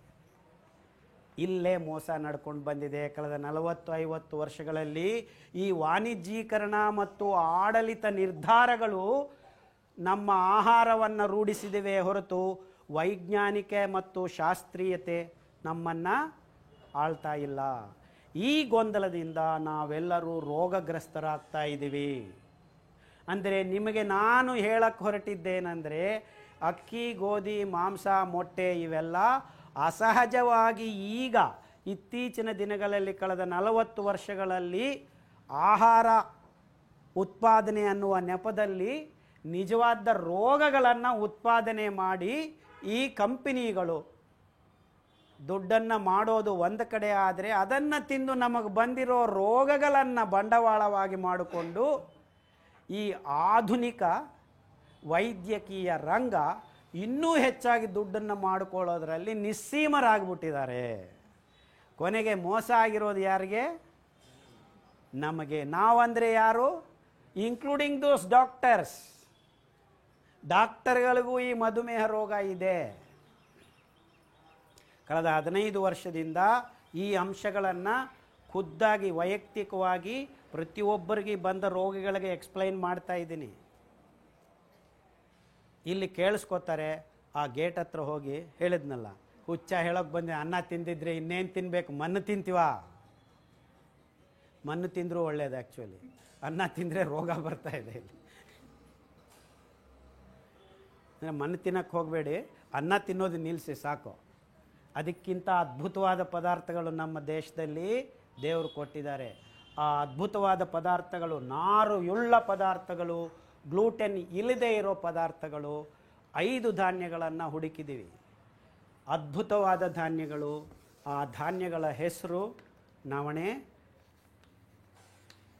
8% ನಾರಿದೆ, ಆರ್ಕ 9% ನಾರಿದೆ, ಸಾಮೆ 9.8% ನಾರಿದೆ. ಊದಲು 10% ನಾರಿದೆ. ಕೊರಲೆ 12.5% ನಾರಿದೆ. ಈ ಧಾನ್ಯಗಳನ್ನು ಊಟ ಮಾಡಿದರೆ ನಿಮಗೆ ರಕ್ತಕ್ಕೆ ಗ್ಲೂಕೋಸನ್ನು ಸೇರಿಸು. ಆದರೆ ಗ್ಲೂಕೋಸ್ ಯಾವಾಗ ಬರುತ್ತೆ? ನಿಧಾನವಾಗಿ ಬರುತ್ತೆ. ಕನಿಷ್ಠ ಅಂದರೆ 6 ಗಂಟೆ ಕಾಲ ತನಕ ನಿಮಗೆ ಗ್ಲೂಕೋಸನ್ನು ಸತತವಾಗಿ ಸಮತೋಲನವಾಗಿ ನಿಯಂತ್ರಣದಿಂದ ನಿಧಾನವಾಗಿ ಕೊಡ್ತಾ ಇರತಕ್ಕಂಥ ಅದ್ಭುತವಾದ ಗುಣ ಈ 5 ರಿಂದ 7 ಗಂಟೆ ಕಾಲ ಅಂತ ಹೇಳ್ಕೋಬೋದು. ಅದಕ್ಕೆ ಈ ಧಾನ್ಯಗಳನ್ನು ನಾನು ಸಕಾರಾತ್ಮಕ ಧಾನ್ಯಗಳು, ಪಾಸಿಟಿವ್ ಗ್ರೈನ್ಸ್ ಅಂತ ಕರಿತೀವಿ. ಯಾಕಂದರೆ ಅಷ್ಟು ನಿಧಾನವಾಗಿ ಕೊಡೋದ್ರಿಂದ ನಮ್ಮ ದೇಹಕ್ಕೆ ಒಂದು ಚೂರು ಒತ್ತಡ ಇಲ್ಲ. ಅಂದರೆ ಈಗ ನಿಮ್ಗೆ ರೋಗ ಬಂದಿದೆ, ಕಾಲು ಗ್ಯಾಂಗ್ರೀನ್ ಆಗಿದೆ, ಕಿಡ್ನಿ ಎದ್ದೋಗ್ತಾ ಇದೆ ಅಂಥ ಪೇಷಂಟ್ಸ್ ನಮ್ಮ ಹತ್ರ ಬಂದಾಗ ನಾವು ಅವರಿಗೆ ಈ 5 ಧಾನ್ಯಗಳನ್ನು ಬಿಟ್ಟು ಇನ್ನೇನೂ ತಿನ್ನಬೇಡ, ನೀವು ಒಂದು 5-6 ತಿಂಗಳು ತಿನ್ನು. ತಿಂದ ಮೇಲೆ ಪ್ರತಿ ದಿವಸ ಈ ಗ್ಲೂಕೋಸನ್ನು ಬರ್ನ್ ಮಾಡಬೇಕಲ್ಲ ನಾವು. ಅಂದರೆ 1 ಲೀಟರ್ ರಕ್ತದಲ್ಲಿ ನಾವು ಖಾಲಿ ಮಾಡಬೇಕಾಗಿದ್ದ ಗ್ಲೂಕೋಸ್ 1 to 1.5 ಗ್ರಾಮ್ಸ್ ಅಂದರೆ ನೀವು 15 ನಿಮಿಷ ನಡೆಯಬೇಕು. 5 ರಿಂದ 6 ಲೀಟರ್ ರಕ್ತ ಇರೋದರಿಂದ 1.25 ಗಂಟೆಯಿಂದ 1.5 ಗಂಟೆ ನಡೆದರೆ ನೀವು ಎಲ್ಲ ಕಾಯಿಲೆಗಳು ನಿಮ್ಮ ಮೈಯಲ್ಲಿ ಸೇರಿಕೊಂಡಿರೋ ಕೊಬ್ಬು, ಹೃದಯ ನಾಳಗಳಲ್ಲಿ ಅಂಟುಕೊಂಡಿರೋ ಕೊಳಕು, ಮೂಳೆ ಸಂಧಿಗಳಲ್ಲಿ ಅಂಟುಕೊಂಡಿರೋ ರುಮ್ಯಾಟಿಕ್ ಫ್ಯಾಕ್ಟರ್ಸು, ಫ್ರೋಝನ್ ಶೋಲ್ಡರ್ಸು, ಕಿಡ್ನಿಯಲ್ಲಿ ಅಂಟುಕೊಂಡಿರೋ ನಾನಾ ರೀತಿ ಕಲ್ಮಶಗಳು ಎಲ್ಲ 5-6 ತಿಂಗಳಲ್ಲಿ ಶುದ್ಧ ಮಾಡಿಕೊಂಡು ಈ ನಾರಿನ ಅಂಶ ತೆಗೆಯಕ್ಕೆ ಶುರು ಮಾಡುತ್ತೆ. ಒಟ್ಟಾರೆ ನಿಮ್ಮ ಇಡೀ ದೇಹವನ್ನು ಅನಾರೋಗ್ಯದಿಂದ ಆರೋಗ್ಯದ ಕಡೆಗೆ ತಗೊಂಡು ಹೋಗುತ್ತೆ ಅಂತ ಹೇಳಿ ಈ ಧಾನ್ಯಗಳನ್ನು ಬೆಳೆಸಿದ್ವಿ. ಬೀಜನೇ ಇಲ್ಲದೆ ಸಿಗ್ತಾ ಇರಲಿರೋ ಕಡೆ ಹೋಗಿ ಒಂದು ಹಿಡಿ ಬೀಜ ಆರ್ಕ ತಂದು ನಮ್ಮ ಭೂಮಿಯಲ್ಲಿ ಬೆಳೆಸಿ ಹೆಚ್ಚಾಗಿ ಮಾಡಿ ಬೀಜವನ್ನು ರೈತರಿಗೆ ಕೊಟ್ಟು ಈ ಧಾನ್ಯವನ್ನು ಮತ್ತೆ ಜನರು ಬೆಳೆಸಂಗೆ ಮಾಡಿದ್ವಿ. ಆ ಮಾಡಿದ್ದ ಧಾನ್ಯವನ್ನು ರೈತರಿಂದ ತಂದು ರೋಗಿಗಳಿಗೆ ಕೊಟ್ಟು, ಗ್ಯಾಂಗ್ರೀನ್ ನಾಳೆ ಕಾಲು ಕಟ್ ಮಾಡಬೇಕು, ಆ್ಯಂಪುಟೇಷನ್ನು ಹಾಸ್ಪಿಟಲ್ ಮಲ್ಲೇಶ್ವರಮಲ್ಲಿದೆ, ದಿವಸ ಈಗ 800 ಜನಕ್ಕೆ ಕಾಲು ಕಟ್ ಮಾಡ್ತಾ ಇದ್ದಾರೆ. ಬೆರಳು ಕಟ್ ಮಾಡ್ತಾರೆ, ಅದು ಸಾಲದು ಅಂತ ಮತ್ತೆ ಇಲ್ಲಿ ಕಟ್ ಮಾಡ್ತಾರೆ, ಇನ್ನು ಮತ್ತೆ ಇನ್ನೊಂದು ಚೂರು, ಕೊನೆಗೆ ಇಲ್ಲಿ ತನಕ ಕಟ್ ಮಾಡಿಬಿಡ್ತಾರೆ. ನಾವು ರೆಡಿ ಇದ್ದೀವಿ, ಒಂದು ಕೃತಕ ಕಾಲು ಕೊಡ್ತೀವಿ ಅಂತ, ಅದೇ ಮತ್ತೆ ಒಂದು ಬಿಸ್ನೆಸ್. ಅಂದರೆ ನೀವು ಆ ಗ್ಯಾಂಗ್ರೀನನ್ನು ವಾಸಿ ಮಾಡ್ಕೊಳ್ಳೋಕ್ಕಾಗದೇ ಇರೋದಂತೆ ಇನ್ನೊಂದು ಬಿಸ್ನೆಸ್ ಶುರು ಮಾಡೋದು. ಎಷ್ಟು ದಿವಸ ಇರ್ತಾರೆ? ಒಂದು 3 ವರ್ಷ ಇರ್ತಾರೆ, ಮೇಲೆಗೆ ಹೋಗ್ತಾರೆ. ಅಂದರೆ ಈ ಗೊಂದಲಗಳು ನೋಡ್ರಿ ಒಂದೊಂದು. ಅದೇ ಈ ಧಾನ್ಯಗಳನ್ನು ತಿನ್ನೋದ್ರಿಂದ ವಿತಿನ್ 3 ವೀಕ್ಸ್ ಗಾಯ ವಾಸಿ ಆಗುತ್ತೆ. 3 ತಿಂಗಳಲ್ಲಿ ಅವ್ನು ನಡೆಯೋಕ್ಕೆ ಶುರು ಮಾಡ್ತಾನೆ. ಇನ್ನೊಂದು 3 ತಿಂಗಳಲ್ಲಿ HbA1c 12 ಇರೋದು 6ಕ್ಕೆ ಬಂದು ನಿಲ್ಲುತ್ತೆ. ಒಬ್ಬರಲ್ಲ, ಇಬ್ಬರಲ್ಲ, 3 ಜನ ಅಲ್ಲ, hundreds of people got cure. ಅಂದರೆ ನಾವು ಮಾಡಬೇಕಾಗಿದ್ದಿಷ್ಟೇ. ಏನು ಮಾಡಿದ್ದೀವಿ? ನಮ್ಮ ಮುಂದಿನ ಪೀಳಿಗೆಗಳು ಏನು ತಿಂದರೆ ರೋಗ ಬರದೇ ಇರುತ್ತೆ. ನಾವು ಈಗ ನೋಡ್ರಿ, ಅತಿರೇಕವಾದ ರೋಗದ ಸ್ಥಿತಿಯನ್ನು ನಾವು ಮತ್ತೆ ಆರೋಗ್ಯ ಸ್ಥಿತಿಗೆ ತಗೊಂಡು ಬರ್ತಕ್ಕಂಥ ಸಕಾರಾತ್ಮಕ ಧಾನ್ಯಗಳನ್ನು ನಾವು ನಮ್ಮ ಮಕ್ಕಳಿಗೆ ಊಟ ಮಾಡಿಸ್ತಿದ್ರೆ ಅವ್ರಿಗೆ ಈ ರೋಗಗಳ ಛಾಯೆ ಇನ್ಕ್ಲೂಡಿಂಗ್ ನೆರಳು ಬೀಳೋದಿಲ್ಲ. ಅರ್ಥ ಆಗ್ತಾ ಇದೆಯಾ? ಮಾತಾಡೋಣ. ಸ್ವಲ್ಪ ಅಲ್ಲ, ಇನ್ನೂ ವಿಸ್ತಾರವಾಗಿ ಹೇಳೋದಿದೆ. ಈ 5 ಧಾನ್ಯಗಳನ್ನು ಸಕಾರಾತ್ಮಕ ಧಾನ್ಯಗಳು ಅಂತ. ನಮ್ಮ ಸರ್ವಜ್ಞ ಹೇಳ್ದಂಗೆ ರಾಗಿ ತಿನ್ನೋನು ನಿರೋಗಿ ಅಂತ ಹೇಳಿದ್ದಾನೆ. ಅಂದರೆ ಅದರಲ್ಲಿ ಏನೋ ಒಂದು ಅಂಶ ಇದೆ ಅಂತ. ಆದರೆ ರೋಗ ಬಂದವನಿಗೆ ರಾಗಿ ತಿನ್ನಿಸಿದ್ರೆ ರೋಗ ವಾಸಿ ಆಗೋದಿಲ್ಲ. ಯಾಕೆ ವಾಸಿ ಆಗೋದಿಲ್ಲ? ರಾಗಿಯಲ್ಲಿ ನಾರಿನ ಅಂಶ 3.6% ಇರೋದು, ಓಟ್ಸಲ್ಲಿ 3.9% ಇದೆ, ಬಾರ್ಲಿಯಲ್ಲಿ 3.6% ಇದೆ. ಕಿನೋವಾ ಅಂತ ಈಗ ಎಲ್ಲರೂ ತುಂಬ ಬೇರೆ ಅಮೆರಿಕಾಯಿಂದ ಬರ್ತಾ ಇದೆ, ಅದು 1500 ರೂಪಾಯಿ ತುಂಬ ನಾರಿದೆ ಅಂತ, ಅದರಲ್ಲಿ 4% ಇದೆ. ಓಟ್ಸು ಆಸ್ಟ್ರೇಲಿಯಾಯಿಂದ ಬರ್ತಾ ಇದೆ, ದೊಡ್ಡದಾಗಿ ಕೆ ಜಿ 600 ರೂಪಾಯಿ 800 ರೂಪಾಯಿ ಅಂತ, ಅದರಲ್ಲಿರೋದು 4%. ಜೋಳ, ಬಿಳಿ ಜೋಳ 1.7%, ಮೆಕ್ಕೆಜೋಳ 2.7%.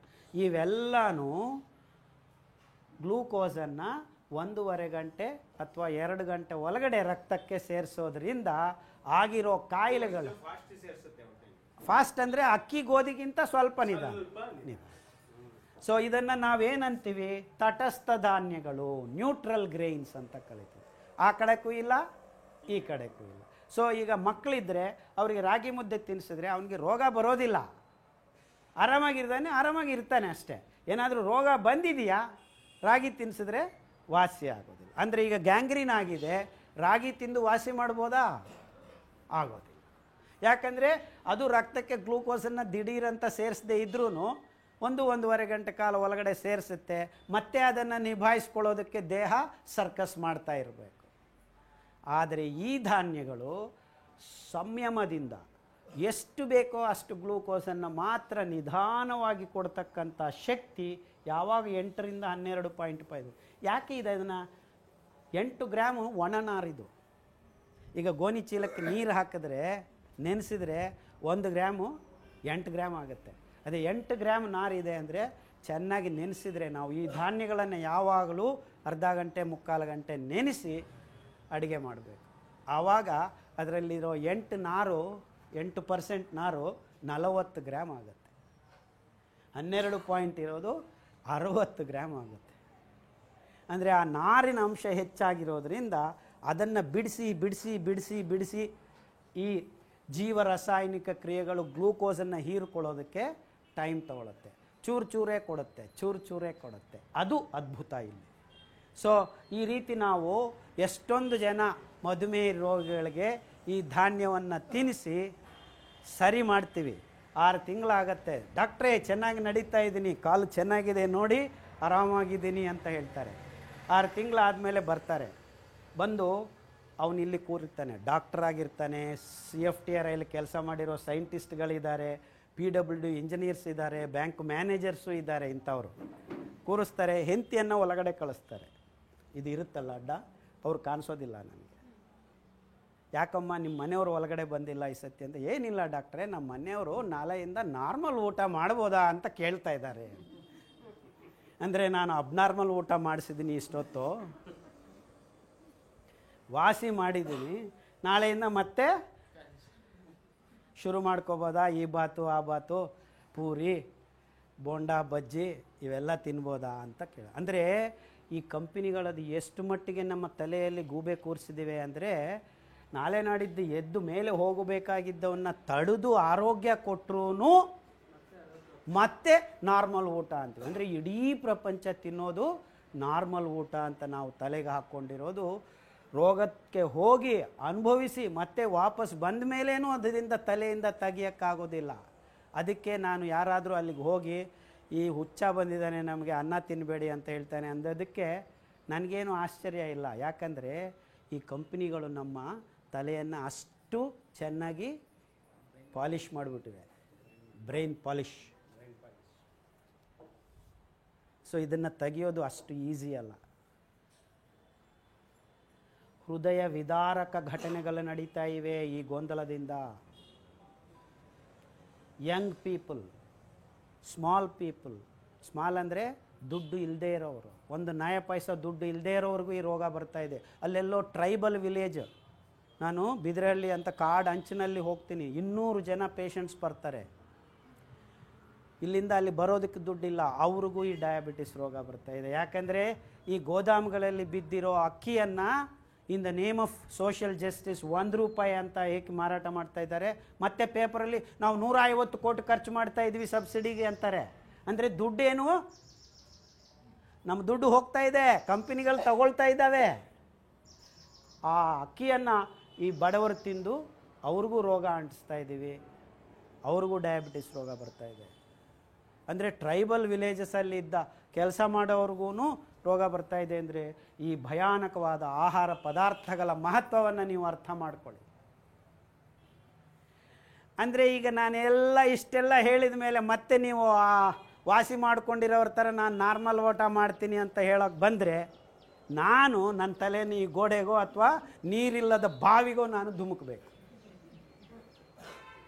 ಅರ್ಥ ಆಗ್ತಾಯಿದೆ ನಂದು ಗೋಳು. ಅದಕ್ಕೆ ನಾವು ನಿಮ್ಮ ಮನೆಯವ್ರನ್ನ ಕರ್ಕೊಂಬನ್ನಿ, ನಿಮ್ಮ ಮಕ್ಕಳನ್ನ ಕರ್ಕೊಂಬನ್ನಿ. ಈ ತಿಳುವಳಿಕೆ ನಿಮಗೆ ಒಬ್ಬರಿಗೆ ಅಲ್ಲ, ನಿಮ್ಮ ಸುತ್ತಮುತ್ತಲು. ಈಗ ನೀವು ಕೇಳ್ಕೊಂಬರ್ತೀರಿ, ನಿಮ್ಮ ಗಂಡ ಬಂದಿರಲ್ಲ, ಮನೆಗೆ ಹೋಗಿ ಈ ಥರ ಮಾಡಬೇಕು ಅಂದರೆ ನೀನೇನಾದರೂ ತಿನ್ಕೊ, ನನಗೆ ಮಾತ್ರ ಇದು ಮಾಡಾಕೋ ಅಂತ. ಇಲ್ಲ, ಗಂಡ ಬರ್ತಾನೆ, ನೋಡಮ್ಮ ಈ ಥರ ಮಾಡ್ಕೋಬೇಕು, ನೀನೇನಾದರೂ ಮಾಡ್ಕೋಪ್ಪ, ನಾನು ನಿಮಗೆ ಬೇಕಾದರೆ ಭಾಗ ಹಾಕ್ತೀನಿ, ನಾನು ತಿನ್ನೋದಿಲ್ಲ. ಸೊ ಜಗಳಗಳು ಶುರುವಾಗತ್ತೆ ಮನೆಯಲ್ಲಿ. ಈ ಡಾಕ್ಟರ್ ಖಾದ್ರ ಹತ್ರ ಹೋಗಿ ಮನೆಯಲ್ಲಿ ಜಗಳಗಳು ಶುರುವಾಗಿದೆ ಅಂತ ಎಷ್ಟೊಂದು ಜನ ಬಂದು ಹೇಳಿದ್ರು. ಅದಕ್ಕೊಂದು ಟೆನ್ಷನ್ನು, ಮತ್ತೆ ಶುಗರ್ ಜಾಸ್ತಿ ಆಗುತ್ತೆ. ಅದೆಲ್ಲ ಆಗಬಾರ್ದು ಅಂತ ಅಟ್ಲೀಸ್ಟ್ ನೀವು ನಿಮ್ಮ ಗಂಡನ ಕರ್ಕೊಂಬಂದು, ಅಯ್ಯೋ ಪಾಪ ಅವ್ನಿಗೆ ರೋಗ ಬಂದು ಅವಳು ತಿನ್ಕೊಳ್ಳಿ ಬಿಡು ಅಂತ ಆರಾಮಾಗಾದರೂ ಬಿಡ್ತಾನೆ. ಇಲ್ಲ ಆಪೋಸಿಟ್, ಅಯ್ಯೋ ಗಂಡಕ್ಕೆ ಬಂದಿದೆ, ಏನೋ ತಿಂದರೆ ಆರಾಮಾಗ್ಬೋದು ಅಂತ ಮಾಡಾದರೂ ಹಾಕ್ತಾರೆ. ಸೊ ಮನೆಯಲ್ಲಿ ಇದ್ದವರು ಎಲ್ಲರೂ ಬಂದರೆ ನನ್ನ ಗೋಳು ನಿಮಗೆಲ್ಲರಿಗೂ ಅರ್ಥ ಆದರೆ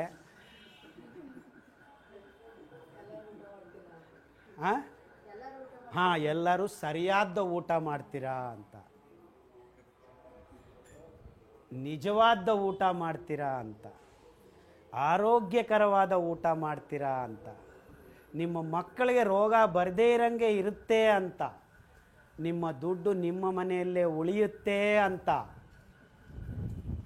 ನಮ್ಮ ದೇಶದ ದುಡ್ಡು ನಮ್ಮ ದೇಶದಲ್ಲೇ ಉಳಿಯುತ್ತೆ ಅಂತ. 1,25,000 crores government is paying for this fertilizer companies as subsidy to grow your stupid rice and wheat.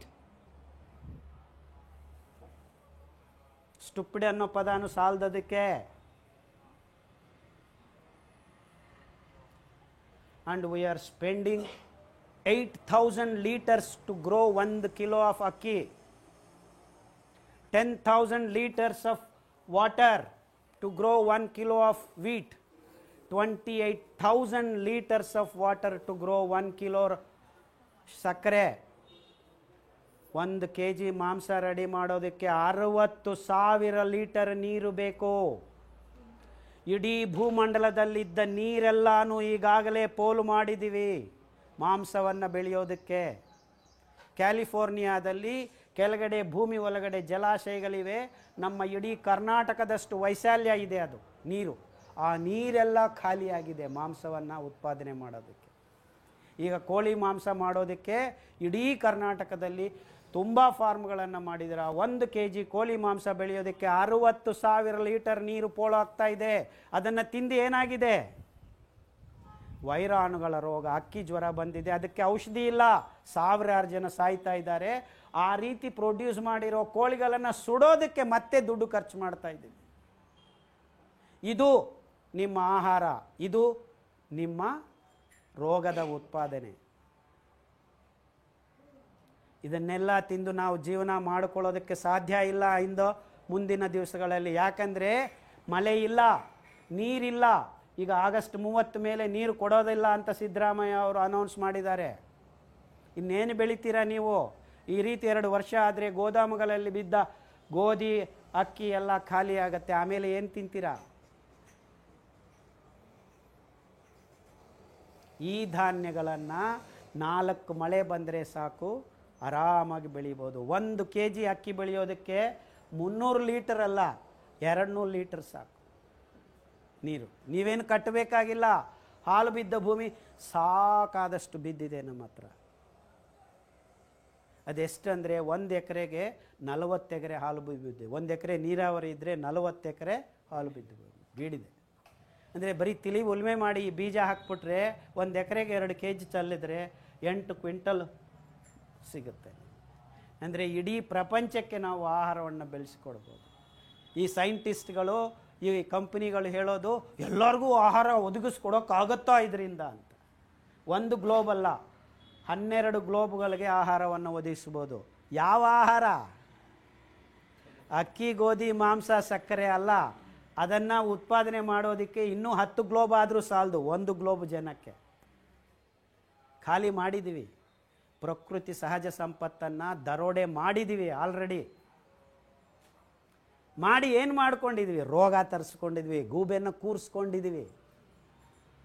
So ಇದು ನಿಮ್ಮ ಒಬ್ಬರ ತೊಂದರೆ ಅಲ್ಲ, ಇದು ಇಡೀ ಭೂಗೋಳದ ತೊಂದರೆ. ಇದು ನೀವು ರೆಡಿಯಾಗಿದ್ದೀರಾ, ಇನ್ನೆಲ್ಲರೂ ರೆಡಿ ಆಗ್ತಾ ಇದ್ದಾರೆ, ಅಷ್ಟೇ ವ್ಯತ್ಯಾಸ.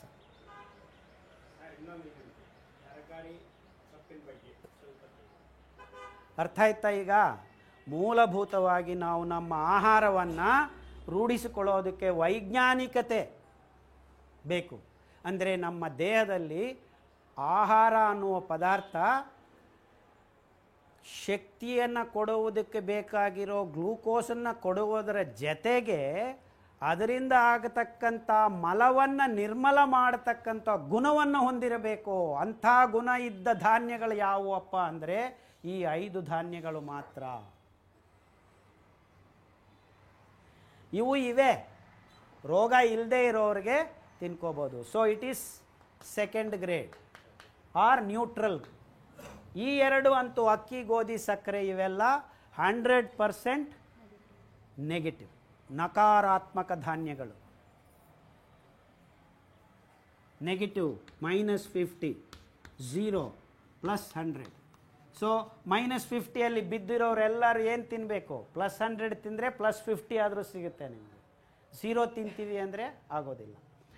ಈ ಸಾಲಿನಲ್ಲೇ ಈ ಬೇಳೆಗಳು ಬರ್ತವೆ, ದ್ವಿದಳ ಬೀಜಧಾನ್ಯಗಳು, ಹೆಸರು ಕಾಳು, ಅವರೆಕಾಳು, ಸೋಯಾಬೀನು, ಲೊಟ್ಟೆ, ಲೋಸ್ಕಿ ಎಲ್ಲ ಬೇಳೆಗಳು. ಅದರ ಮೇಲೆ ಸಿಪ್ಪೆ ಮೇಲೆ 4% ನಾರಿದೆ. ನಾವು ತೊಗರಿ ಬೇಳೆ, ಉದ್ದು, ಹೆಸರು ಇವೆಲ್ಲ ಸಿಪ್ಪೆ ಮೇಲೇ ನಾರಿರುತ್ತೆ. ಆದರೆ ನಾವು ತಿನ್ನೋ ರೀತಿ ಹೆಂಗಿದೆ ಅಂದರೆ ಸಿಪ್ಪೆಯನ್ನು ತೆಗೆದುಬಿಟ್ಟು ತಿಂತಾಯಿದ್ದೀವಿ. ಅಂದರೆ ಇದರಲ್ಲಿ ನಾರು ಅಂಶ 0 ಮಾಡಿಕೊಂಡು ಬೇಳೆಗಳನ್ನು ತಿಂತಾಯಿದ್ದೀವಿ. ಅಂದರೆ ನೀವು ಬೇಳೆಕಾಳುಗಳನ್ನು ಹೆಚ್ಚಾಗಿ ತಿಂದರೆ ಡಯಾಬಿಟಿಸ್ ಅವ್ರಿಗೆ ರೋಗ ಕಂಟ್ರೋಲ್ ಆಗೋದಿಲ್ಲ. ಯಾಕಂದರೆ ಇದರಲ್ಲೂ 30ರಿಂದ 80% ತನಕ ಕಾರ್ಬೋಹೈಡ್ರೇಟ್ ಬರುತ್ತೆ, ಸಕ್ಕರೆ ಬರುತ್ತೆ. ಆದರೆ ಪ್ರೋಟೀನ್ ಅಂಶ 20ರಿಂದ 25% ಇರೋದರಿಂದ ಗ್ಲೂಕೋಸ್ ರಿಲೀಸ್ ಆಗೋದು ಆ ಪ್ರೋಟೀನ್ ಮೂಲಕ 2 ಗಂಟೆ 1.5 ಗಂಟೆ ಆಗುತ್ತೆ. ಅಂದರೆ ಈ ಬೇಳೆಕಾಳುಗಳು ನೀವು ಹೇಳ್ದಂಗೆ ಈ ಜಾತಿಗೆ ಸೇರ್ತವೆ, ಸೆಕೆಂಡ್ ಗ್ರೇಡ್. ಅಂದರೆ ನೀವು ಈ ಧಾನ್ಯಗಳನ್ನು ತಿಂತ ಈ ಸೆಕೆಂಡ್ ಗ್ರೇಡ್ ಬೇಳೆಕಾಳುಗಳು ಬೇಕು, ಪ್ರೋಟೀನ್ ಸ್ವಲ್ಪ ಬೇಕು. ಆದ್ದರಿಂದ ಅರ್ಧ ಹಿಡಿಯಷ್ಟು, ಅಂದರೆ ಒಂದು ದಿವಸಕ್ಕೆ ನೀವು ಯಾವುದೇ ಬೇಳೆಕಾಳುಗಳನ್ನು ಮಧುಮೇಹ ರೋಗಿಗಳು ನಿಮ್ಮ ಅರ್ಧ ಹಿಡಿಯಷ್ಟು ತಿನ್ಬೋದು. ಜಾಸ್ತಿ ತಿನ್ನಕ್ಕೆ ಹೋದರೆ ಏನಾಗುತ್ತೆ? ಗ್ಲೂಕೋಸ್ ಬೇಗ ಸೇರುತ್ತೆ. ಅರ್ಥ ಆಗ್ತಾ ಇದೆಯಾ? ಡಾಕ್ಟ್ರೇ ನೀವು ಹೇಳ್ದಂಗೆ ತಿಂತಾ ಇದ್ವಿ ಕೊರಲೆ ನವನೆ ಸಾಮೆ ಅಂತ, ಬಟ್ ಅದ್ರ ಜೊತೆಗೆ ನೀವು ಇಷ್ಟಿಷ್ಟು ಬೇಳೆಗಳನ್ನು ಹಾಕ್ಕೊಂಡು ತಿಂದರೆ ರಕ್ತಕ್ಕೆ ಸಕ್ಕರೆಯನ್ನು ಅದು ದಿಢೀರಂತ ಸೇರಿಸುತ್ತೆ. ಆಮೇಲೆ ಇದು ನಿಧಾನವಾಗಿ ಸೇರಿಸಿದ್ರೆ ಏನೂ ಉಪಯೋಗ ಇಲ್ಲ. ಅರ್ಥ ಆಗ್ತಾ ಇದೆಯಾ? ಅಂದರೆ ಮಧುಮೇಹ ರೋಗಿಗಳು ಹೆಚ್ಚಾಗಿ ಗ್ಲೂಕೋಸ್ HbA1c ಹೆಚ್ಚಾಗಿರೋರು ಬೇಳೆಕಾಳುಗಳನ್ನು ನೋಡಿ ಮೆಷರ್ ಮಾಡಿಕೊಂಡು ತಿನ್ನಬೇಕು. ಅರ್ಥ ಆಗ್ತಾ ಇದೆಯಾ? ಅಂದರೆ ಅರ್ಧ ಹಿಡಿ ನಿಮ್ಮ ಹಿಡಿ, ನನ್ನ ಹಿಡಿ ನನಗೂ, ನಿಮ್ಮ ಹಿಡಿ ನಿಮಗೆ, ಅರ್ಧ ಹಿಡಿನೇ ಇಡೀ ದಿವಸಕ್ಕೆ ನೀವು ತಿನ್ಬೇಕು. ಅಂದರೆ ಸಾಂಬಾರು, ತವ್ವೆ, ಇದು ಅದು ಮಾಡಿಕೊಂಡ್ರೆ ಆ ಒಂದು ಅರ್ಧ ಹಿಡಿಯಷ್ಟು ತೊಗರಿಬೇಳೆ ಅಥವಾ ಉದ್ದಿನಬೇಳೆ ಅಥವಾ ಕಡಲೆಬೇಳೆ ಅಥವಾ ಹೆಸರು ಬೇಳೆ ಅದನ್ನು ಮಾಡಿಕೊಂಡು ಅದರ ಜೊತೆಗೆ ತರಕಾರಿ ಸೊಪ್ಪು ಎಷ್ಟಾದರೂ ತಿನ್ಬೋದು. ನಿಮ್ಮ HbA1c 7ಕ್ಕೆ ಬಂದರೆ ಯಾವ ಹಣ್ಣಾದರೂ ತಿನ್ಬೋದು 200 ಗ್ರಾಮ್. ಯಾಕಂದರೆ ಹಣ್ಣು, ತರಕಾರಿ, ಹಂಪಲಲ್ಲಿ ನೀರಿನ ಅಂಶ 90 ಭಾಗ ಇರುತ್ತೆ. ಅಂದರೆ ನೀವು 100 ಗ್ರಾಮ್ ಮಾವಿನ ಹಣ್ಣು ತಿಂದರೆ 90 ಗ್ರಾಮ್ ನೀರೇ ಇರೋದು. ಮಿಕ್ಕಿದ 10 ಗ್ರಾಮಲ್ಲಿ ಎಲ್ಲ ಅಂಶಗಳು ಇರುತ್ತೆ. ಅದರಲ್ಲಿ ಹಬ್ಬ ಅಂದರೆ ಸಕ್ಕರೆ ನಿಮಗೆ 2 ಗ್ರಾಮ್ ಸಿಗ್ಬೋದು. ಅಂದರೆ ಇಡೀ ದಿವಸಕ್ಕೆ ನೀವು ಒಂದು ಮಾವಿನ ಹಣ್ಣು ತಿಂದರೂ ಏನೂ ತೊಂದರೆ ಆಗೋದಿಲ್ಲ. ಅಥವಾ ಕ್ಯಾರೆಟಲ್ಲಿ ಸಕ್ಕರೆ ಜಾಸ್ತಿ ಇದೆ, ಬೀಟ್ರೂಟಲ್ಲಿ ಸಕ್ಕರೆ ಜಾಸ್ತಿ ಇದೆ ಅಂತಾರೆ. ಏನೂ ಇಲ್ಲ. ಯಾಕಂದರೆ ನೀವು 100 ಗ್ರಾಮ್ ಬೀಟ್ರೂಟ್ ತಿಂದರೂ 90 ಗ್ರಾಮ್ ನೀರೇ. ಅದರಲ್ಲಿ ನಾರಿನ ಅಂಶ, ಈ ಅಂಶ ಎಲ್ಲ ಸೇರಿ ಮಿಕ್ಕಿದ 10 ಗ್ರಾಮೇ ಇರೋದು. ಅಂದರೆ ನೀವು ಈ ಧಾನ್ಯಗಳನ್ನು ಮೇಯ್ನಾಗಿ ಊಟ ಮಾಡ್ತಾ ಇದ್ದರೆ ತರಕಾರಿ ಸೊಪ್ಪುಗಳನ್ನು ಆರಾಮಾಗಿ ಯಥೇಚ್ಛವಾಗಿ ನೀವು ತಿನ್ಬೋದು. ಆದರೆ ಅಕ್ಕಿ ಗೋಧಿ ತಿಂದರೆ ಏನು ತಿಂದರೂ ಹೆಚ್ಚಾಗತ್ತೆ ನಿಮಗೆ. ಅರ್ಥ ಆಗ್ತಾ ಇದೆ ಈಗ? ಅದೇ ರೀತಿ ಹಾಲು ತುಂಬ ಮೋಸ ಮಾಡುತ್ತೆ ಈ ಪ್ಯಾಂಕ್ರಿಯಾಸ್ಗೆ. ಇನ್ಸುಲಿನನ್ನು ತಡೆಯೋಕ್ಕೆ ಶುರು ಮಾಡುತ್ತೆ. ಆದ್ದರಿಂದ ಹಾಲು ಮಧುಮೇಹ ರೋಗಿಗಳು ಮೈಲು ದೂರ ಇರಬೇಕು. ಮೊಸರು ತಿನ್ಬೋದು, ಮೊಸರು ಹಾಲನ್ನು ಲ್ಯಾಕ್ಟೋಬ್ಯಾಸಿಲ್ಲಸ್ ಈ ಸೂಕ್ಷ್ಮ ಜೀವಿಗಳು ಪರಿವರ್ತನೆ ಮಾಡಿರ್ತವೆ, ಲ್ಯಾಕ್ಟಿಕ್ ಆ್ಯಸಿಡ್ ರೆಡಿಯಾಗಿರುತ್ತೆ, ಅದರಿಂದ ತೊಂದರೆ ಆಗೋದಿಲ್ಲ. ಅರ್ಥ ಆಗ್ತಾ ಇದೆಯಾ?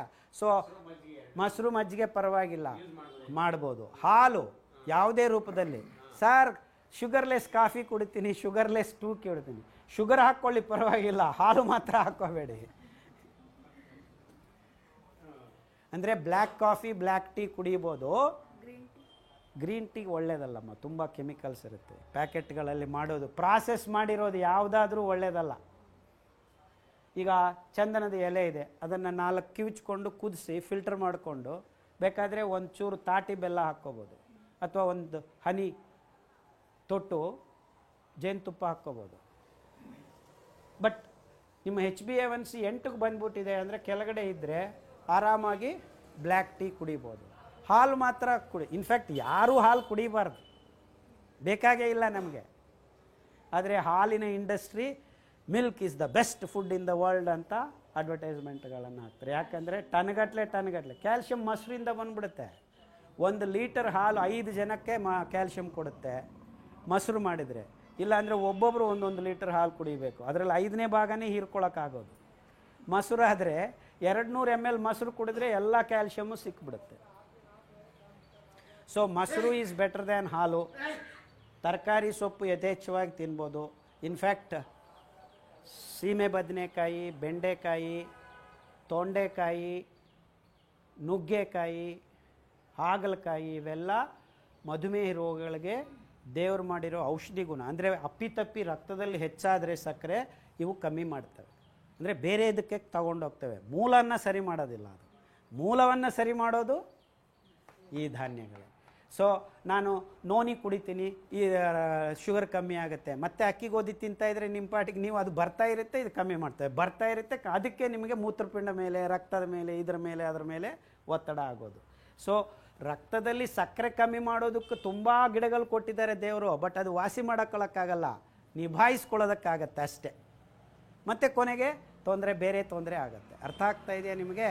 ಇದು ತಿನ್ನೋದ್ರಿಂದ ರೋಗವನ್ನು ನಿರ್ಮೂಲ ಮಾಡ್ಬೋದು. Once for all you can remove the diseases. ಅಂದರೆ ನಾನೇನು ಹೇಳೋಕ್ಕೆ ಹೊರಟಿದ್ದೀನಿ ಅಂದರೆ, ನೀವು ಸತತವಾಗಿ ಈ ಧಾನ್ಯಗಳನ್ನು 7-8 ತಿಂಗಳು ತಿಂದರೆ 60 ವರ್ಷಗಳಿಂದ ಕೂಡಿಕೊಂಡಿರೋ ಕೊಳಕನ್ನೆಲ್ಲನೂ ತೊಳೆದು ಬಿಸಾಕತ್ತೆ. ಇನ್ನೊಂದು 6 ತಿಂಗಳು ತಿನ್ನಿರಿ, ನಿಮ್ಮ ಮೈಗೆ ಆರೋಗ್ಯ ಬಂದುಬಿಡುತ್ತೆ.